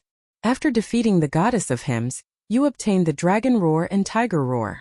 By chanting hymns, you can set off a huge shockwave. This is the origin of your authority. As soon as his voice fell, the golden sword curtain that enveloped Luo Hao turned into a ball of light amidst the vibrations in the air, and then it exploded. Bang! Amidst the magnificent loud noise, a burst of thick smoke and golden light shook the air. Inside, Luo Hao's entire body was smoking as he fell. He smashed onto the ground and let out a painful groan. What dash? This scene made Tony stop in his tracks with a shocked expression. Kid! Warban, who had transformed into a giant wolf, tightened his limbs and glared at Noah. What did you do? It's not just Luo Hao's authority. Warban, I also know the origin of your authority. Hearing Warban's question, Noah just smiled and pointed the golden sword in his hand at Warban. Your pack of greedy wolves was stolen from Apollo, who had many names and the divinity of rat, wolf, silver, and gold. The new words made all the golden swords floating in the air come to life. With a spin they pointed at Warban. Apollo was born from the goddess of earth. At first, Apollo was a god born from the earth. He was originally the child of the goddess of the earth. When he was first born, he was a rat. Later, he became a wolf. And then he became a god in the form of a child. Therefore, Apollo had a close relationship with the earth, and also had a close relationship with the wolf. It wasn't until the Apollonian religion succeeded and worshipped Apollo as the sun god that Apollo became the incarnation of light. At the same time, he had the contradictory nature of light and darkness. You who killed Apollo seized the part of the wolf from his body. This is the origin of the wolf pack. The golden swords that were aimed at Warban also shot out explosively, flashing through the air and enveloping Warban. Warban's expression changed, and he hurriedly raised his huge wolf claws to block in front of him. However, the golden sword rain still enveloped Warban's huge body. Poochie! Poochie! Instantly the sound of tearing was heard. Woo! Woo! Woo! Woo! Woban, who was enveloped by the golden swords, let out a sorrowful cry. His huge wolf body was covered in wounds, and his body was covered in wounds. Among the gods of ancient Egypt, there was a god named Osiris. He was the husband of the goddess of earth Isis, who was good at magic. He was the god of food, a close relative of the pure earth and the goddess of the underworld. Noah ignored Warban's screams and continued to chant the words to activate the golden swords. As the spouse of the Mother Earth who controls the chain of life in the myths, Osiris was once cut into 14 pieces in the myths, but his wife repaired his torn body and allowed him to regain his life. He descended to the underworld and became a god who was resurrected from the dead. He also became the ruler of the underworld. Your servant of the dead's cage was usurped from him. It can turn those who died in your hands in the past into the living dead, subject to your control. As for your stormy storm, you stole it from the god of wind and rain, who was popular in the civilizations of East Asia and Southeast Asia with China as the center. They were gods from China or North Korea named Windmaster, Rainmaster and Thunder God. After killing them, you naturally obtained the power to control storms and become the embodiment of violence. As Noah's words echoed in the air, the golden swords that were mercilessly cutting into Warban's body dissipated, revealing Warban, who was lying on the ground and had reverted to his old man form, covered in blood. Is that a sword that can cut through a godhead? Tony's forehead was already covered in cold sweat. He looked at Noah with a forced smile. You've been hiding such a trump card? Tony, I know the origin of your authority. The most representative one is your torn silver hand, right? Noah slowly raised his hand. The Celtic god King Nuada was a famous military god. However, when he led his men to attack Ireland, he was injured in a battle with the local gods. As a result, he lost his right arm. The god of medicine created a silver arm for him who only had one arm. You have usurped this power from this god king, allowing him to cut off all things in the world. The golden swords that were hanging in the air spun and fell from the sky with a piercing sound, arriving in front of Noah. As for the Steel Guardian, it is the authority that can give you the toughest body. You stole it from Siegfried. That famous dragon-slaying hero's body was once bathed in dragon's blood, turning him into an immortal body. That's why you can make your body as hard as steel.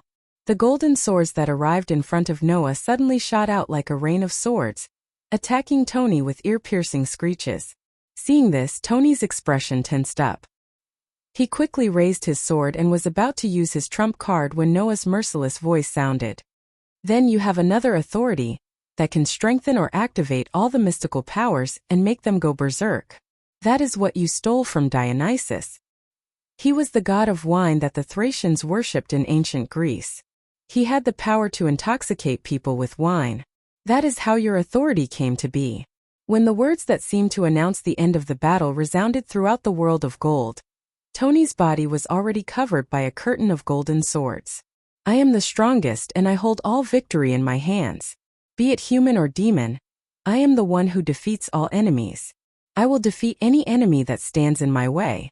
The holy words of the undefeated god of victory reverberated in the air, causing the entire world of gold to flash with a blinding light that could burn people's eyes, illuminating every corner of the world. This light did not dissipate for a long time. Chapter 521. Phew! Feeling that more than half of the curse power in his body had been depleted, Noah could not help but feel tired and let out a heavy sigh. His body that had been tense from the battle began to relax. The excitement in his heart also gradually subsided. Since the Godslayer was a natural warrior born to fight, his body and mind would enter the best combat state when faced with a situation that required him to fight, allowing him to display 100% of his strength perfectly. Then when the Godslayer's body relaxed, it was easy to imagine what it meant. The battle was over. There was no doubt about that. In fact, if the battle was not over, then Noah really did not know if he could continue to fight. After all, the warrior avatar could only deal with one target under normal circumstances. In order to seal Luo Hao, Warban, and Tony, which added up to more than 8 authorities, Noah had activated the warrior avatar more than 8 times. That consumption was even more severe than using Bio, who had great power. Although it was not to the extent of being depleted, Noah's curse power had been depleted to less than 1/10 of its original level after dealing with Warban and Luo Hao in succession, as well as Warban, Luo Hao, and Tony in one fell swoop. Of course, although the consumption was large, the results were also gratifying. Suppressing the tiredness and fatigue in his heart, Noah raised his head and looked around. Luo Hao, Warban, and Tony were lying in different positions on the ground. One was smoking all over, one was covered in wounds, and one did not seem to have any obvious injuries, but he was also lying on the ground. His breath was so weak that it made one wonder if he would die at any time. The golden sword used by the warrior avatar could cut through the quintessence of the god of disobedience and seal the authority of the Godslayer. Even if the target was not the god of disobedience and the Godslayer, it could still seal the opponent's ability. In addition, the golden sword could also cause substantial damage. Of course, that was when the golden sword directly hit the target. Luo Hao, Warban, and Tony were unfortunately cut by the golden sword curtain, so it was natural that they would end up like this. However, things were not over yet. Noah forced himself to focus and turned his gaze to the corner of the battlefield. His eyes gradually turned cold. What? Are you going to hide there again? The entire place fell silent. After a while, a petite figure appeared there without any warning. You've really surprised me. A childish and cold voice came out of her little mouth. As far as I know, each of the 3 Godslayers, who were your opponents, had the power to match me when I was the Queen of the Holy Trinity. Since you were able to defeat all 3 of them, it really exceeded my expectations. Is that so? Noah sneered. Even the famous goddess of wisdom, Athena, has unexpected things? That proves that your power has far exceeded the scope of what this concubine's wisdom can determine. Athena's dark snake eyes stared at Noah. After a while, a smile appeared on her emotionless face. It seems that the witch, Pandora, has indeed obtained a child that is the most special even among our enemies. You didn't come here just to flatter me, right? Noah glanced at Athena. Although things have more or less exceeded your expectations, in order to defeat Luo Hao, Warban, and Tony, I have indeed weakened a lot. If you attack me now, you might be able to take back your snake. Don't tell me you don't have this thought at all? Indeed, looking at the current situation, this is the wisest choice, Athena calmly replied. However, the part of me that belongs to the goddess of wisdom is warning me that if I attack you, I won't be able to succeed even now, and my life might even be in danger. Therefore, I think that you should have prepared a sword to deal with me, right? Hearing Athena's words, Noah slowly narrowed his eyes. This Athena, she actually guessed this? However, Noah did have a sword that could deal with Athena. Although he had consumed a lot of energy, Noah could still use the warrior avatar again. If Athena chose to attack him here, then she would definitely not be able to return alive. Knowing this, Athena didn't seem to have the intention to attack anymore. She shifted her gaze to Noah and curled her lips. If that's the case, Noah Dole, I'll leave my snake with you for the time being. Hearing this, Noah was stunned. What does this mean? Athena is going to give up the Gorgon stone? Impossible, right? When I appeared on the ground this time, I thought that searching for the snake was my mission, but now it seems that the real connection between me and the snake is not my snake, but you who obtained the snake. Athena looked up and said word by word. My intuition is telling me that the connection between you and me seems to be far more than what it is now. Perhaps from the moment I appeared, my fate was inseparable from yours. Meeting you in the birthplace of magic is also a kind of fate. Only this point, even as the goddess of wisdom and the former queen of the divine realm, I still can't control. So, I'll leave my snake with you for the time being. Athena turned around. We will meet again, Noah Doria. After leaving this sentence, Athena stepped into the distance and leaped hundreds of meters away in an instant. Immediately after, she took another step and disappeared from Noah's sight. Only then did Noah's heart relax, and he tilted his body slightly in exhaustion. However, just as Noah's body tilted down, two figures suddenly appeared beside Noah, supporting Noah and supporting Noah. Sure enough, no matter how powerful you are, you can't be as free and easy as before after dealing with three kings of the same rank at once, right? Erica, who was holding Noah's left hand, smiled sweetly. However, ordinary kings can't do such a thing. To be able to achieve such an amazing record, you are indeed worthy of being the king we follow. It's been hard on you. Liliana also spoke softly, which was rare for her. Please have a good rest. In the end, we still have to deal with the aftermath. Alice, who had appeared here at some point, looked around and sighed. Italy has to bear a huge loss again. This was immediately obvious if one took a look at the surroundings. With Noah, Luo Hao, Warban, and Doni as the center, the area within a few hundred meters of them had been completely destroyed. There were no buildings to be seen at all, and there was not even a decent ground to be found. Pillars of air and water were still gushing out from the ground, extinguishing the sea of fire that was still burning due to Warban's self-destruction. Such a scene directly reminded one of the crater after a volcanic eruption. Although this was not as exaggerated as the previous crater because Noah defeated Luo Hao, Warban, and Doni in time, it was still a disaster for humans. It's better than the whole of Italy being destroyed by the four kings, right? Erica revealed a devilish smile. This loss is already considered small. After saying that, Erica fell silent. Even Alice and Liliana fell into silence, causing the atmosphere to become awkward. Looking at the blushing faces of the three girls in front of him, Noah knew that they were thinking about the scene of Professor's magic on him. He smiled helplessly. Compared to that, it's better to think about how to deal with those three troublemakers first. Apart from Doni, Luo Hao and Warban were the kind of people who thought highly of themselves. After waking up, if they recalled that the three of them were defeated by Noah even when they joined forces, it would not be strange for them to vent their anger on others. This made the three girls laugh bitterly. Bring them back to the hotel first. Noah also smiled bitterly. As long as I'm here, these people shouldn't cause any trouble. Alice, Erica, and Liliana nodded and helped Noah to the hotel. Chapter 522.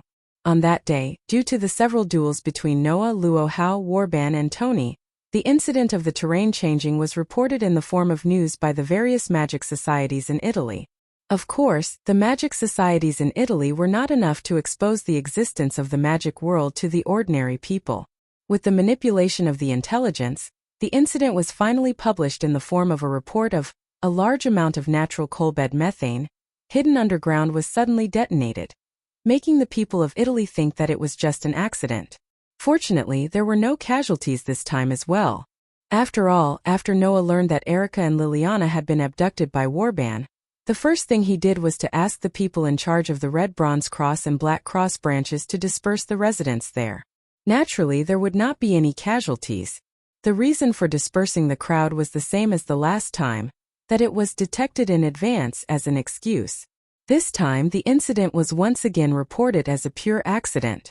However, as long as they were related to the magic world, it was impossible for them not to know the real reason for this incident.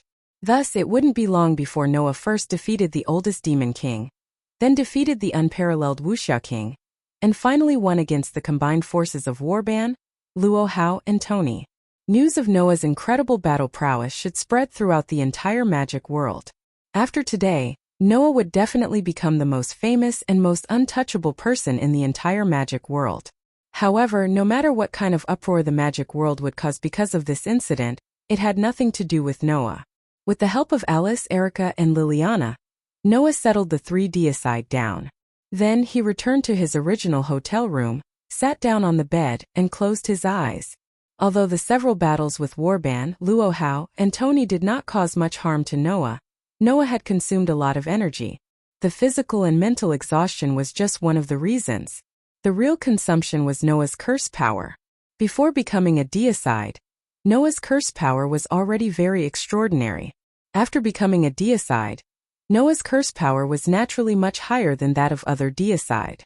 But even so, after so many high-level battles, Noah's curse power was almost exhausted. According to the current situation, Noah would have to rest for at least 1 or 2 months if he wanted to recover all his curse power. This was not surprising. If there was anything to blame, it could only be that Noah's curse power was too extraordinary. Once it increased, it would be troublesome to fully recover. At least, that was what Noah thought before returning to the hotel. With his eyes closed, Noah immersed his consciousness in the depths of his mind. He saw the outline of the stone plate with the pattern of the 10 avatars. He saw that on the stone plate with the pattern of the 10 avatars, there was a pattern that was flashing. It was a guild emblem that looked like a fairy's tail. It looked like a fairy flying freely in the air. That was the pattern of the fairy avatar. Fairy, an avatar formed by combining Wellislana's shepherd avatar and Noah's regenerative ability from the protozoan virus. No matter how serious the injury was, as long as it caused damage to the body, it could be expelled in a very short time, allowing the user to recover to their original state. Since ancient times, the existence of shepherds was a symbol of harvest and vitality, because shepherds were relatively easy to raise. Therefore, from a long time ago, shepherds were regarded as livestock, as food, and as support for human life. Over time, in the era of superstition, shepherds gradually turned into sacred beasts. In addition, in a nomadic society, the size of livestock was directly related to the abundance of food, and even financial resources. It was directly related to the number of people that could be supported. Therefore, shepherds was also a sacred beast that had a deep relationship with royalty. As the guardian of the people and royalty, Wellislana, who had a variety of forms, also had the avatar of shepherds. Using the avatar of shepherds, Wellislana would obtain vitality that others could not match. Even if he died, he could be resurrected. Noah, who absorbed Wellislana's power, also obtained this power. And as a result, the avatar of fairy was born. Originally, the avatar of shepherds already represented an unimaginable terrifying vitality that could resurrect people. And in the world of the Dark Bullet, the protozoa virus also had an extremely foul vitality that could allow people to regenerate in all aspects of the human body. The highest level of regeneration could even allow people to survive, even if they were thrown into a high-temperature volcano. Just thinking about it was terrifying. Now, with the fusion of the avatar of shepherds, and the regenerative ability strengthened by the protozoa virus, the vitality and resilience of Noah's fairy avatar could be imagined. Using this avatar, whether or not he could resurrect Noah was still unknown. After all, Noah was not at the point where he needed to die. However, in a situation where his body was extremely weak and his curse power was depleted, before Noah returned to the hotel, he had already discovered that the pattern of the fairy avatar had been flashing.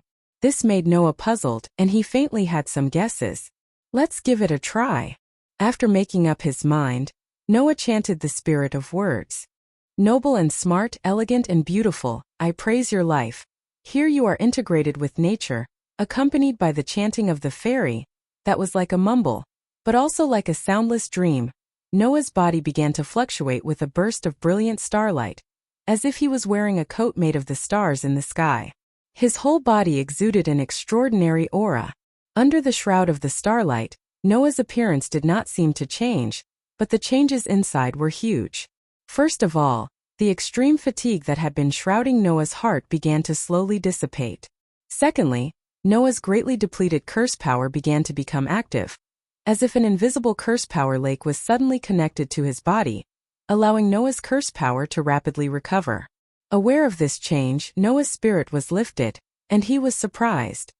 The avatar of fairy can also recover fatigue and curse power. Noah had always thought that the avatar of fairy could only heal injuries. As a result, the avatar of fairy suddenly gave Noah such a big surprise. According to the current recovery situation, it would only take about half an hour for Noah's fatigue to be completely eliminated. Even the curse power that would have taken 1 or 2 months to fully recover could be restored to its peak state in 2 or 3 hours. This was the terrifying recovery ability of the avatar of fairy. It seemed that the recovery ability of the avatar of fairy was not only for the body, but also for Noah's various injuries. Even the spirit and curse power can be restored. This avatar can't really bring me back from the dead, right? Noah suddenly had a strong impulse to try and see, but after a second, he realized the foolishness of this idea. Could it be that I can die once and see if I can be resurrected? Noah didn't know whether to laugh or cry, but more than that, he was pleasantly surprised by the avatar of fairy, and muttered to himself, "Perhaps the other avatars have other effects that I haven't discovered yet." It had been less than a month since he obtained the authority of 10 avatars, and this powerful force naturally had many areas that could be exploited. Unfortunately, it's useless for the Godslayer to train honestly. The Godslayer can only become stronger in battle. Noah shook his head helplessly. It's better to wait until I've fully recovered to find Erica and Liliana and personally memorize the origins of Luo Hao, Warban and Tony's authority, so that I can mobilize the warriors to deal with them. Using the magic of Professor could allow one to obtain an extremely large amount of knowledge in an instant. However, that knowledge could only be maintained for about a day or so. That was to be expected. If the effects of magic could be maintained forever, then there would be no need for magicians or even humans to continue learning. Let's hope those 3 guys wake up later. Leaving such a sentence, Noah closed his eyes and immersed himself in the recovery of fairy. Chapter 523. Here's everything. In Noah's room, Erica and Liliana piled several thick books on the glass table in front of the sofa. Bishop Luo Hao, Marquis Warban, and Sarbat Riken have usurped the authority from every god, and the content of the myths are all here, Liliana said to Noah, who was sitting on the sofa. Marquis Warban's wolf pack of greedy wolves came from Apollo. Servant of Death came from Osiris.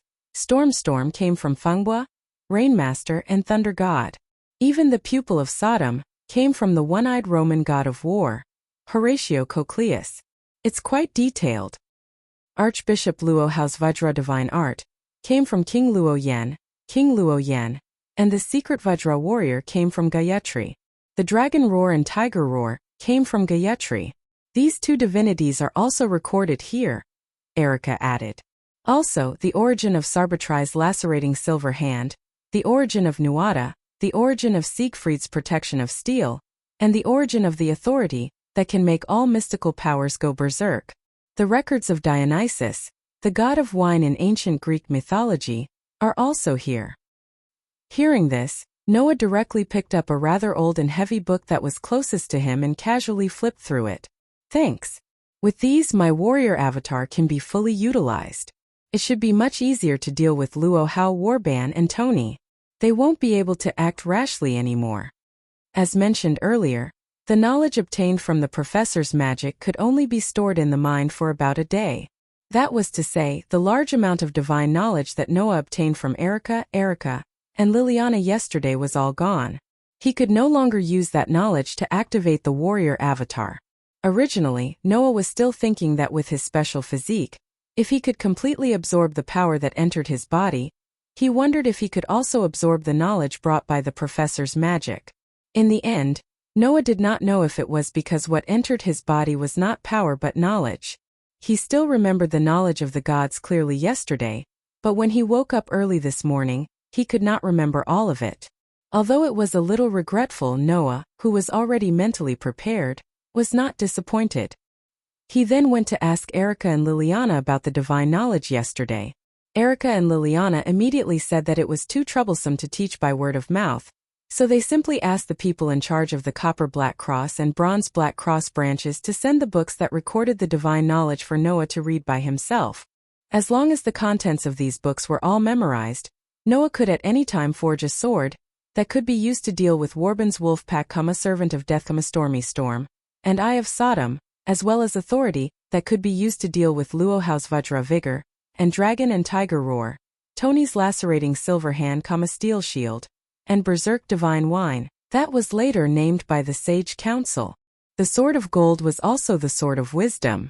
This was something that Noah understood very well, and he also understood how unfair it was to be able to use the Sword of Gold as a warrior. Whether the opponent was the god of disobedience or the Godslayer, or even someone other than the Godslayer and the Godslayer, as long as he had sufficient knowledge about the opponent's power, he could seal that part of the power. That was to say, as long as he had sufficient knowledge, the Sword of Gold, which could even cut through the divinity, was simply a nightmarish weapon for the enemy. Moreover, unlike the Black Tea King, The Sword of Gold did not need to be in contact with the opponent to be activated, but it also had restrictions that required sufficient knowledge. To use the Black Tea King, one would need to be in contact with the opponent, and once in contact, one would be able to plunder one of the opponent's abilities. To use the Warrior, one would need to have sufficient knowledge. If one was prepared, one would only be able to seal the opponent's power, but there was no limit to the amount of power that could be sealed. As long as one had sufficient knowledge and the power of the incarnation, one could seal as many times as one wanted. Compared to the former, the latter was more useful for Noah. After all, Noah's power of curse was even more unfair than the average god slayer. He could use the incarnation of the warrior many times, and Noah's memory and comprehension were strong enough to learn a language in a short time. It would be much easier for him to learn any knowledge he wanted. The warrior incarnation was indeed very suitable for Noah. As for the Black Tea King, being able to plunder one of the opponent's abilities was indeed very powerful, but there was only one ability to plunder. The prerequisite of being in contact with the opponent was too uncertain, so it was a good choice to integrate it into the warrior incarnation. Of course, both the warrior and the Black Tea King had their own advantages and disadvantages, but the warrior was more suitable for Noah and had more practical use. It's just that, even if you're prepared to deal with Bishop Luo Hao, Marquis Oban, and Sarbatrees in advance, you might not be able to defeat the three kings again, right? Erica said to Noah. Putting everything else aside, Hierarch Luo Hao is a king of the same generation as Marquis Oban. It's impossible for him to only have two powers, the Vajra Vigor Art, and the Dragon's Roar and Tiger's Roar. There's no need to even mention Marquis Oban. That king's powers are not fully understood by the Sage Council. Apart from the most commonly used and confirmed wolf pack of voracious wolves, Servant of Death, Stormy Storm, and Eye of Sodom, there must be other powers that have yet to be revealed. Then is it the same for Sarbatrees? Liliana tilted her head. That king has a total of 4 powers. At present, 3 of them have already been exposed, but the last power is still in hiding. Although you yourself say that power is completely useless in battle, but it may have other uses. Even so, whether it's Oban, Luo Hao, or Tony, the authorities that they use and are most familiar with are the ones that we know of so far. Preparing the swords that seal these authorities will be very advantageous in battle, Noah said without raising his head as he flipped through the book. I'm confident that I can defeat them even when they're at their peak. If they're in a state where a large number of authorities are sealed, just like yesterday, even if the 3 of them come at me together, they won't be my match. Indeed, the battle yesterday had proven this point. However, Erica and Liliana shook their heads at the same time. My king, you've just reincarnated as a godslayer, and your thinking is still at the level of a normal person. If you use those words to evaluate the godslayers, it'll be very troublesome, Erica said bluntly. The so-called godslayers are all existences that have killed gods when they were still ordinary people. At that time, needless to say, they were definitely much weaker than gods, but in the end they still succeeded. Although luck played a large part in the godslayers' success in killing gods in the beginning, if they weren't born warriors, even if they were lucky, their legs would start to tremble when facing gods, let alone brandishing their swords at them, Liliana said solemnly. Even if most of the powers of the kings are sealed, as long as there's a trace of power left, the king can still fight. And once a trace of opportunity appears, the kings of the godslayers will be able to seize it and win. Erica continued Liliana's words and looked straight at Noah with her beautiful eyes. It's the same for gods, and it's also the same for you, the king of the same rank. Noah's hand that was flipping through the book paused. Erica and Liliana were right. Whether it was Luo Hao, Warban, or Tony, they were all existences that had killed gods. How could they be defeated so easily just because most of their powers were sealed? The godslayers couldn't be judged by human common sense. The godslayers' nature was more like that of wild beasts. Even the weakest of wild beasts still had fangs that could bite off a human's neck and claws that could tear a human's body apart. Therefore, one couldn't let one's guard down just because they could seal most of the godslayers' powers and think that they were easy to deal with. If one did, one would definitely die a horrible death. At this moment, Erica suddenly changed the topic. Speaking of authorities, my king, I have a question. Chapter 524. Question. Noah, who was secretly warning himself not to underestimate Luo Hao, Warban, and Tony because of yesterday's victory, was startled. He closed the book in his hand and looked at Erica. What question?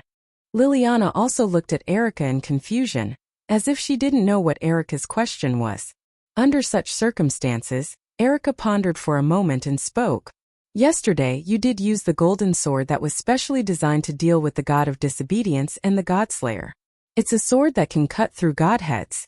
The sword of the undefeated god of victory, Welslana, is quite famous. Noah nodded and didn't correct Erica's words. After fusing the knight's sword and the revolver, the golden sword that the warrior could use in his avatar was no longer limited to dealing with the god of disobedience and the godslayer. Even if it was still able to sever the godhead, the sword of wisdom would be able to sever everything it knew even if it was another opponent's ability. It was always successful. Noah didn't need to specifically explain this point. He only needed to know it himself. However, Erica raised a question about the sword of wisdom. Could it be that Erica had discovered this? But since becoming a godslayer, Noah had only used the golden sword once, and that was when he dealt with Luo Hao, Warban, and Tony yesterday. Yesterday, Noah had only used the golden sword to seal Luo Hao, Warban, and Doni's authority as godslayers. He did not seal the rest of their powers. How then did Erica find out? To Noah's surprise, Erica's next question was not only about the golden sword that the warrior avatar could use, but also about the authority of Noah's 10 avatars. When Liliana used her spirit vision to see you use the golden sword to defeat the 3 kings, I didn't think of this because the situation was urgent. But now that I think about it, it's really strange, isn't it? Erica asked suspiciously. The 10 clones stolen from Welslana should have very strict usage limits and usage limits. Even if it's the golden sword, it should only be used once in a certain period of time. Using it to seal an authority is already the limit. Erica looked straight into Noah's dark and deep eyes as if she wanted to see through all his thoughts. She put on a gorgeous smile that was full of aggression like a lioness's. Then why were you able to seal no less than 8 authorities from the 3 kings at once? Could it be that you used the golden sword 8 times without limit? Noah immediately looked at Erica, secretly surprised. Erica, you've noticed that too? In that case, it's really strange. Liliana also came to a realization. That golden sword that can cut through the godhead needs to be forged with knowledge, so it is also called the sword of wisdom, also known as the sword of spirit of speech. As long as you have the knowledge of one godhead, then you can forge a sword to deal with that godhead. If you want to deal with another godhead, then you need to reforge a sword, which is equivalent to weaving wisdom and spirit of speech. But the avatar can only be used once in a certain period of time. Once it's cancelled, it can't be used again, so you can continue to forge a new sword, right? Liliana looked at Noah with a puzzled look. But the king can weave a spirit of speech to deal with 8 godheads and prepare 8 swords. That doesn't seem to meet this restriction. Unless... The smile on Erica's face became more and more threatening. Your warrior avatar doesn't have a limit on the number of times it can be used. It's even possible that the other avatars don't have a limit on the number of times it can be used. Maybe there are even conditions for using it, right? The entire place fell silent. Liliana widened her eyes and looked at Noah in surprise. Erica, on the other hand, looked like she was going to force a criminal suspect into a corner so that the other party could only confess. Her face was full of provocation. In response to this, Noah smiled indifferently, and his expression turned into a smile that was not a smile. What's the matter? Are you curious about my authority? Or rather, we're curious about your power. Erica's eyes rippled with a strange light. It's not just the power from Welslana's 10 avatars. Yesterday, when you dealt with Bishop Luo Hao and Marquis Warban, you also summoned a golden wolf. The power of that wolf has exceeded the category of a divine beast. Moreover, Welslana and Mekhl are gods that have nothing to do with wolves. Why do you have the power to command such a wolf? Also, there seems to be something strange about the battles you fought yesterday. Erica opened Liliana's mind. As she recalled yesterday's battle, the more she thought about it, the more she felt that something was wrong. Come to think of it, you also seem to show signs of repeatedly using your avatars. All of this points to a problem, Erica concluded. The power of your 10 avatars that you usurped from Welslana. doesn't seem to have strict usage conditions and time restrictions. Each of them is obviously stronger than an avatar should be. Those are no longer the so-called 10 avatars, but more like 10 individual powers. The origin of that wolf is unknown, and Meckel's power is also strange. Liliana's brows furrowed deeper and deeper, and then she glared at Noah. You're still hiding something from us, right? At this point it's useless even if you deny it, Erica said calmly. At this time I advise you to be honest. Listening to Erica's analysis and Liliana's questions, and looking at the two girls in front of him, one was looking at him with an aggressive smile, while the other was staring at him fearlessly. Noah smiled, and it was a very strange smile. It seems that yesterday's professor has changed your impression of me. Huh. Both Erica and Liliana were stunned. Didn't you notice? Noah said, amused. Your interrogation just now was different from before. It's not the attitude you should have toward a king. Also, the honorifics have disappeared without you noticing. Only then did Erica and Liliana come to their senses and realize their own problems. Immediately their faces reddened. No, what are you talking about? Erica took a step back. Her aggressiveness was completely gone, replaced by embarrassment and a fake smile as if she was trying to cover up her loss of composure. It's useless to try to shake me, Erica Brantery, with these words. No. It's my fault for not using honorifics. You can punish me however you want, Your Majesty. Liliana even summoned her Grandmaster Silversmith and aimed it at Noah's neck with tears in her eyes. But he said something about you. That his feelings for you have changed. That's definitely not true. Am I right? Are you asking or interrogating me? It looks like a threat, doesn't it? Noah raised his hand with a wry smile and surrendered. Hey, it's my fault. Anyway, how about you move the sword away first? Liliana didn't seem to realize what she had done until now. She quickly put away the sword, got down on one knee, and said sorrowfully, How dare you point your sword at the king? You're not qualified to be a knight. Please punish me, Your Majesty. Okay, I'm just joking with you, Noah said helplessly. I already have a fiancé, and you're God's favored children. You can't be my concubines, right? Fiancé. Erica and Liliana froze. Then, a strange emotion welled up in their hearts. At this moment, Erica's and Liliana's mobile phones both rang, waking the two girls up with a start. They took their mobile phones out and went to the side to have a conversation. Looking at this scene, Noah stopped joking and frowned. After a while, Erica and Liliana hung up the phone and their expressions became serious again. Seeing this, Noah's frown deepened. What happened?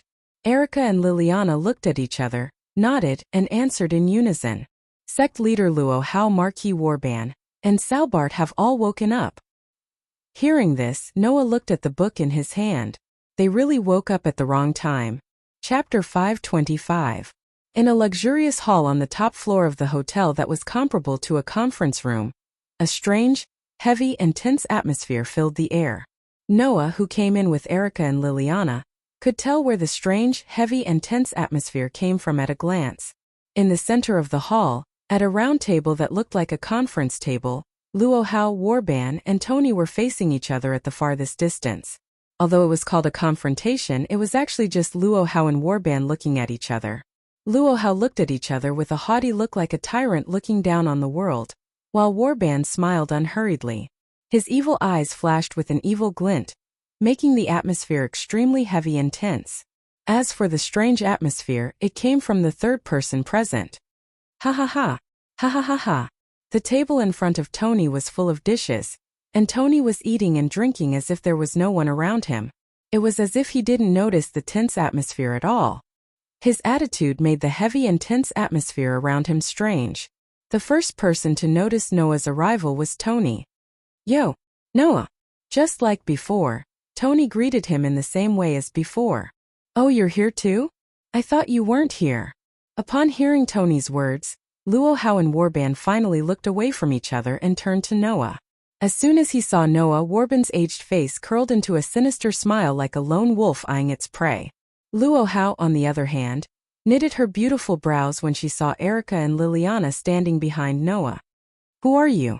Erica and Liliana knelt on one knee at the same time, almost as if it was a conditioned reflex. I've heard a lot about you, sect leader Luo Hao. Although Erica lowered her head, her voice was neither servile nor overbearing.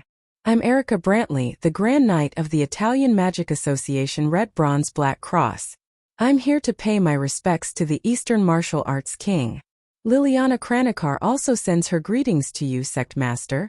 Liliana lowered her head and said, I am the Great Knight of the Bronze Black Cross. I am currently following His Excellency Noah as a follower. I'm not asking about your identities. Luo Hao's frown deepened. Girls, you have to be clear about your own weight. I, Luo Hao, am an unparalleled supreme martial artist. From the very beginning, I had no intention of placing you in my sights. What I'm asking is why you're here. Luo Hao's gaze toward Erica and Liliana turned unpleasant. Don't you know that as long as you see my figure you will be punished? After being reminded by Luo Hao, Noah, Erica, and Liliana finally remembered. The Wuxia king from the east had a vicious reputation for gouging out the eyes of those who saw his face and destroying the ears of those who heard his voice. From this point of view, Luo Hao was undoubtedly more terrifying and dangerous than Woban. After all, although Woban was capricious, he could still hold a conversation with others to a certain extent. However, Luo Hao wasn't like that. The Wuxia king didn't put anyone in his eyes at all. To be more precise, he didn't have the habit of putting anyone in his eyes.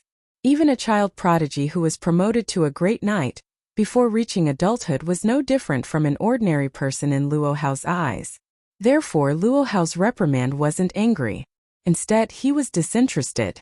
A person of my status can't talk to the people directly. Do you understand?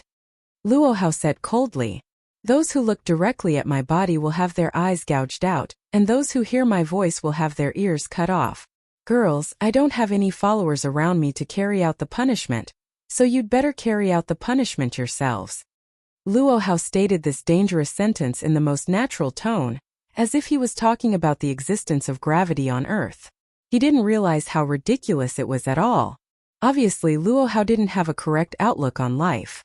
Moreover, he didn't have a correct outlook on life. Noah had no doubt that once Erica and Liliana begged for mercy, Luo Hao would be so impatient that she would directly use Dragon Roar and Tiger Roar to crush Erica and Liliana into minced meat with the blast wave, wouldn't she? This made Erica and Liliana's expressions change. Sect Master Luo Hao, Noah said indifferently. Although I don't doubt that you're the leader of the martial arts circle of China, and your status is higher than the average emperor, Erica and Liliana are my followers. As the king of China, you don't seem to have the right to punish my followers, do you? Your followers? Luo Hao was stunned and finally turned his gaze to Erica and Liliana. Are you his followers? Hearing this, Erica and Liliana finally understood that they had never entered the heart of this beautiful girl before them, let alone have a high or low status. Just as Luo Hao said, she didn't care about Erica and Liliana at all. Otherwise, Luo Hao should have known that Liliana had just introduced herself as Noah's follower. Of course, it wasn't that Luo Hao didn't hear Liliana's words, but she didn't care about the content of Liliana's words in the first place. That was why such a funny scene happened. Since you're the followers of the king who shares the same rank as me, I really don't have the right to punish you. Luo Hao loosened her furrowed brows.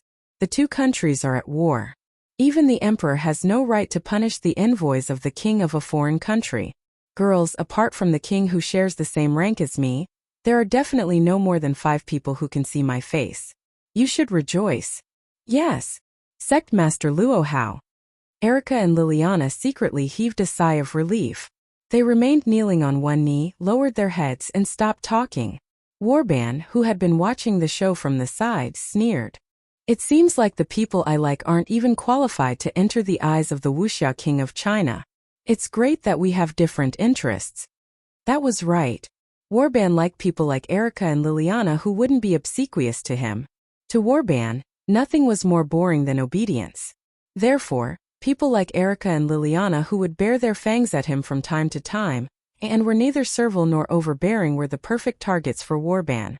It had nothing to do with strength, but whether or not they could relieve Warban's boredom. On the contrary, Luo Hao looked down on everyone in the world, and was only interested in the king who shares the same rank as her. Should it be said that this pair of enemies really formed a sharp contrast in all aspects? Be it Luo Hao or Warban, both of them had lost their personalities and didn't have the values of a normal person. It was no wonder that people thought they were the fiercest demon kings. However, that kind of thing doesn't matter. I'm just staying here to tell you. Warban stared at Noah and clicked his tongue. Kid, I admit that I lost this time, but the next time we meet, I, Warban, will bite your neck off with my own mouth. Remember that. After saying that, Warban stood up and turned around. A whirlwind suddenly swept up his body, and he disappeared. Devil King of a foreign country, you've also defeated me, Luo Hao. Therefore, I won't allow you to lose to anyone other than me, so as to avoid tarnishing Luo Tzuelian's reputation. Luo Hao said without any explanation. Luo Tzuelian will return to her hometown, to the mountains where she lives in seclusion, and practice martial arts diligently again. The next time we meet, we'll definitely have a showdown. After saying that, Luo Hao also stood up and took a deep look at Noah. It was as if she wanted to remember Noah's appearance. With a flash, she disappeared on the spot along with a wave of flower petals. Seeing that Luo Hao and Warban had left without causing any trouble, Noah heaved a sigh of relief. Originally, Noah was prepared to fight again. It was best that he didn't have to do anything. Oh, you've been targeted by a group of people. Tony was the only one left at the scene, eating and drinking to his heart's content as he spoke with a chuckle. As expected of my close friend and strong enemy. However, don't forget that you still have me as your opponent. You have to be vigilant. You'd better go somewhere cool. Noah couldn't help but curse. You walking trouble, don't let me see you again. Hey, don't be so cold. Scram. Chapter 526. Speaking of which, Noah has not had a moment of peace since he came to this world. Less than an hour after he arrived in this world, he met one of the only 6 gods in this world, and now there are 7. He even fought with the other party. He was abducted by the troublemaker, the God Slayer, and was half forced to make the decision to kill the god. It was a life and death battle with the 2 highest level gods. After being reincarnated as a God Slayer, he was found by the God Slayer, who was known as a troublemaker, and they fought again. He also met the Trinity Athena, who was looking for the snake, and after some twists and turns, he found the Gorgon stone.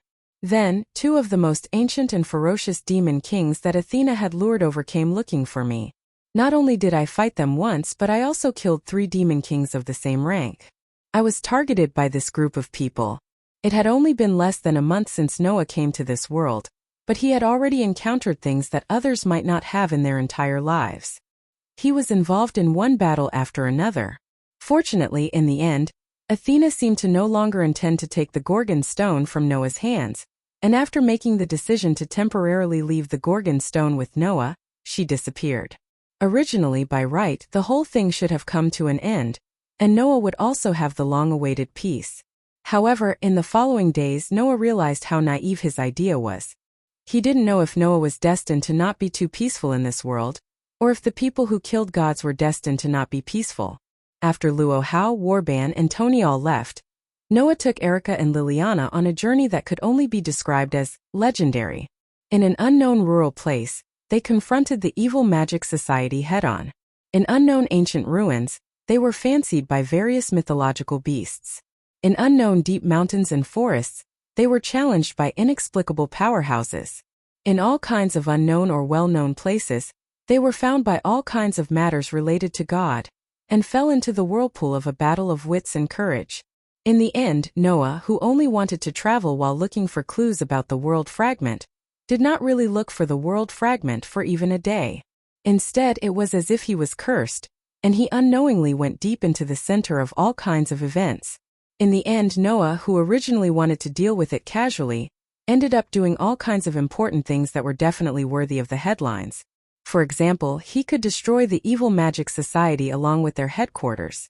For example, they would destroy the mythological beasts that roamed the ancient ruins along with the ruins themselves. For example, they would take down the experts who came to challenge them and destroy the so-called deep mountains and forests. Another example would be when encountering a god-related event, the source of the event would be completely destroyed. As a result, everything that Noah was involved in was completely destroyed. Noah didn't do it on purpose. Of course, it couldn't be said that Noah didn't do it on purpose. It could only be said that when Noah realized it, he realized that because of him, all kinds of things were completely destroyed.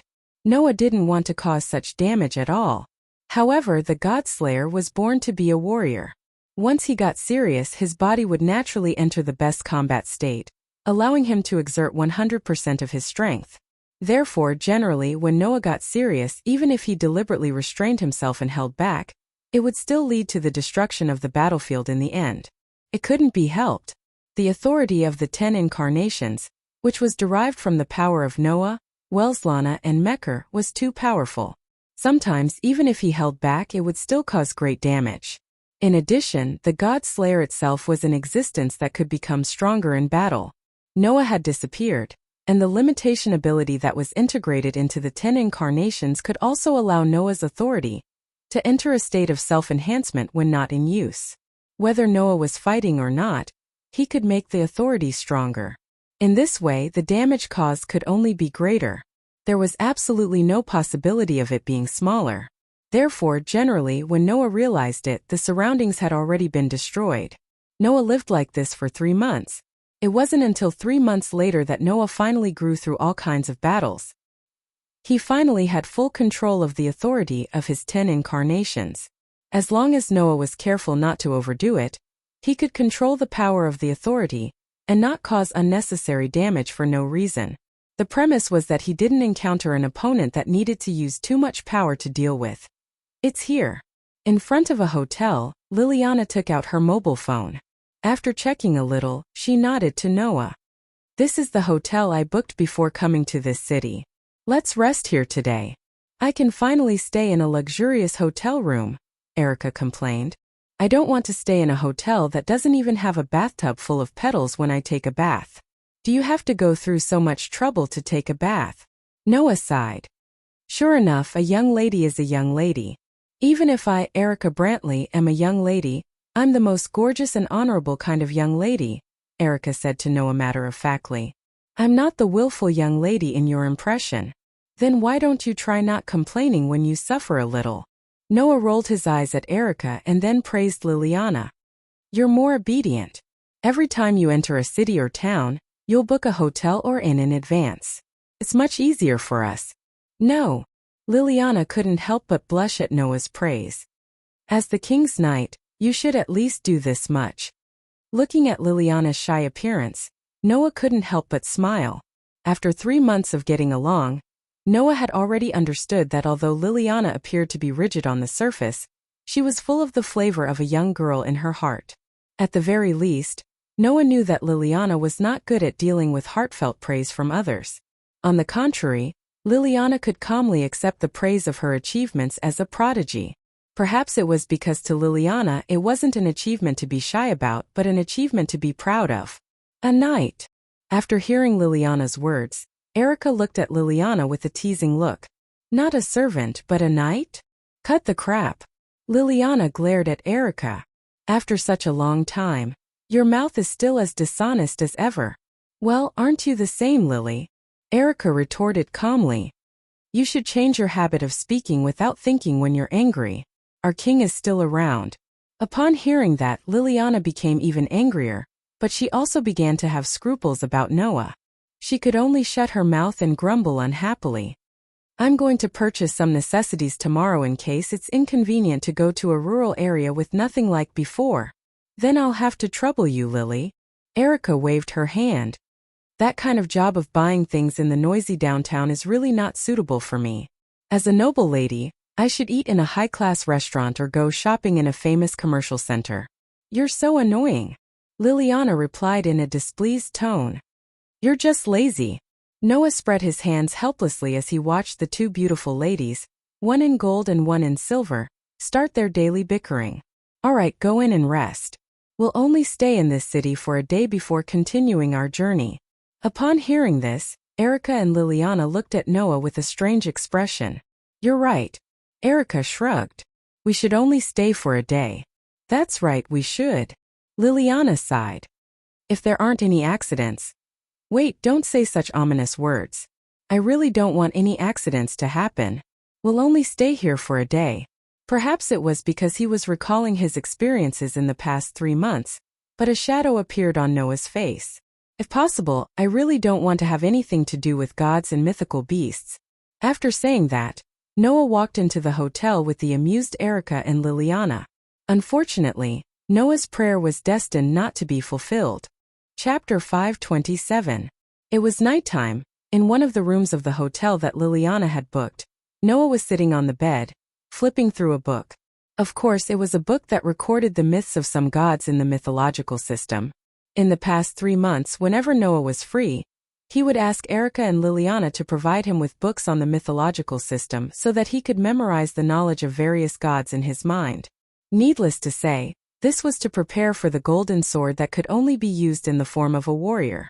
Although Erica and Liliana had the magic of Professor, and the 2 girls had also learned all kinds of knowledge related to gods since they were young, they could use Professor at any time to provide Noah with the knowledge needed to forge a sword, but it had to be done through kissing. Not to mention whether Erica and Liliana would mind this matter, and whether Noah would mind this matter, the fact that he had to rely on the help of others to use the form of a warrior made Noah quite uncomfortable. It was not that Noah hated other people's help, nor did he disdain to be helped by others. Noah naturally knew how important companions were. So, of course, Noah was happy to have companions by his side to help him. The reason why Noah felt uncomfortable was because of his cautious and strong character. After all, who could guarantee that a companion who could help him would be by his side at a critical moment? It was impossible for Erica and Liliana to stay by Noah's side all the time, and it was absolutely impossible for Noah to happen to have companions who could use techniques similar to Professor, and who knew the knowledge of gods every time he fought, right? Does that mean that Noah won't be able to fight without the help of others? Noah did not like the feeling of not being able to control things. Instead of waiting for someone to help him during a battle, it was better to make good use of the idle time so that he could fight alone even without companions. That was Noah's personality. Besides, Noah had a very high understanding and memory. Not to mention other things, if it was learning something it would be very fast. Therefore, the warrior avatar was very suitable for Noah. Compared to thinking about how to make the knight's sword come into contact with the opponent to activate the Black Tea King's ability, the warrior's sword could be prepared in advance, and the condition to use it was also a test of Noah's memory, so Noah was more inclined towards the latter.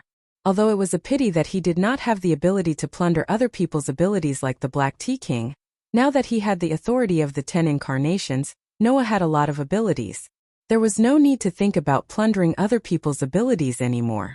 Noah understood the principle of biting off more than one could chew. Gotcha.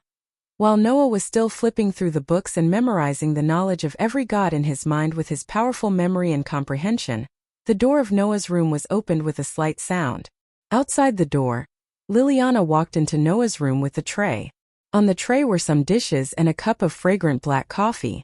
When he heard the sound of the door opening, Noah guessed who it was. He didn't know if it was because Liliana had a better impression of him after 3 months of being together, or Liliana's so-called responsibility as a knight was causing trouble. About 1 or 2 months ago, Liliana would usually prepare supper and a cup of black coffee for Noah when Noah was resting. Moreover, it was all made by Liliana herself. Lily? Noah, who closed the book, looked at Liliana, who walked in and smiled helplessly. Did you prepare supper for me again? Yes. Liliana put the tray in front of Noah and said righteously for the umpteenth time. Taking care of the king's life is also a knight's responsibility. No, that's not a knight's responsibility anymore, right? Noah complained for the umpteenth time. If I remember correctly, that should be the responsibility of the butler and the maidservant, right? If you treat me as an ordinary knight, I'll be very troubled, Liliana said seriously. Only an outstanding knight can take care of the master's life well. I'm at most your employer, right? Noah sighed. When did I become your master? No. Liliana's serious face slowly disappeared and turned into a bashful expression. It's unknowingly like that, right? There will be all kinds of situations on my side, right? Miss Liliana? Noah laughed dryly. I don't know what you're talking about. In short, as your knight, your follower, it's my duty to take care of your life. Liliana began to twist her words as though she couldn't find any words to refute. You're the king. At times like this, You should show the magnanimity of a king and shoulder all the problems with ease. This again. It's really difficult to be a king.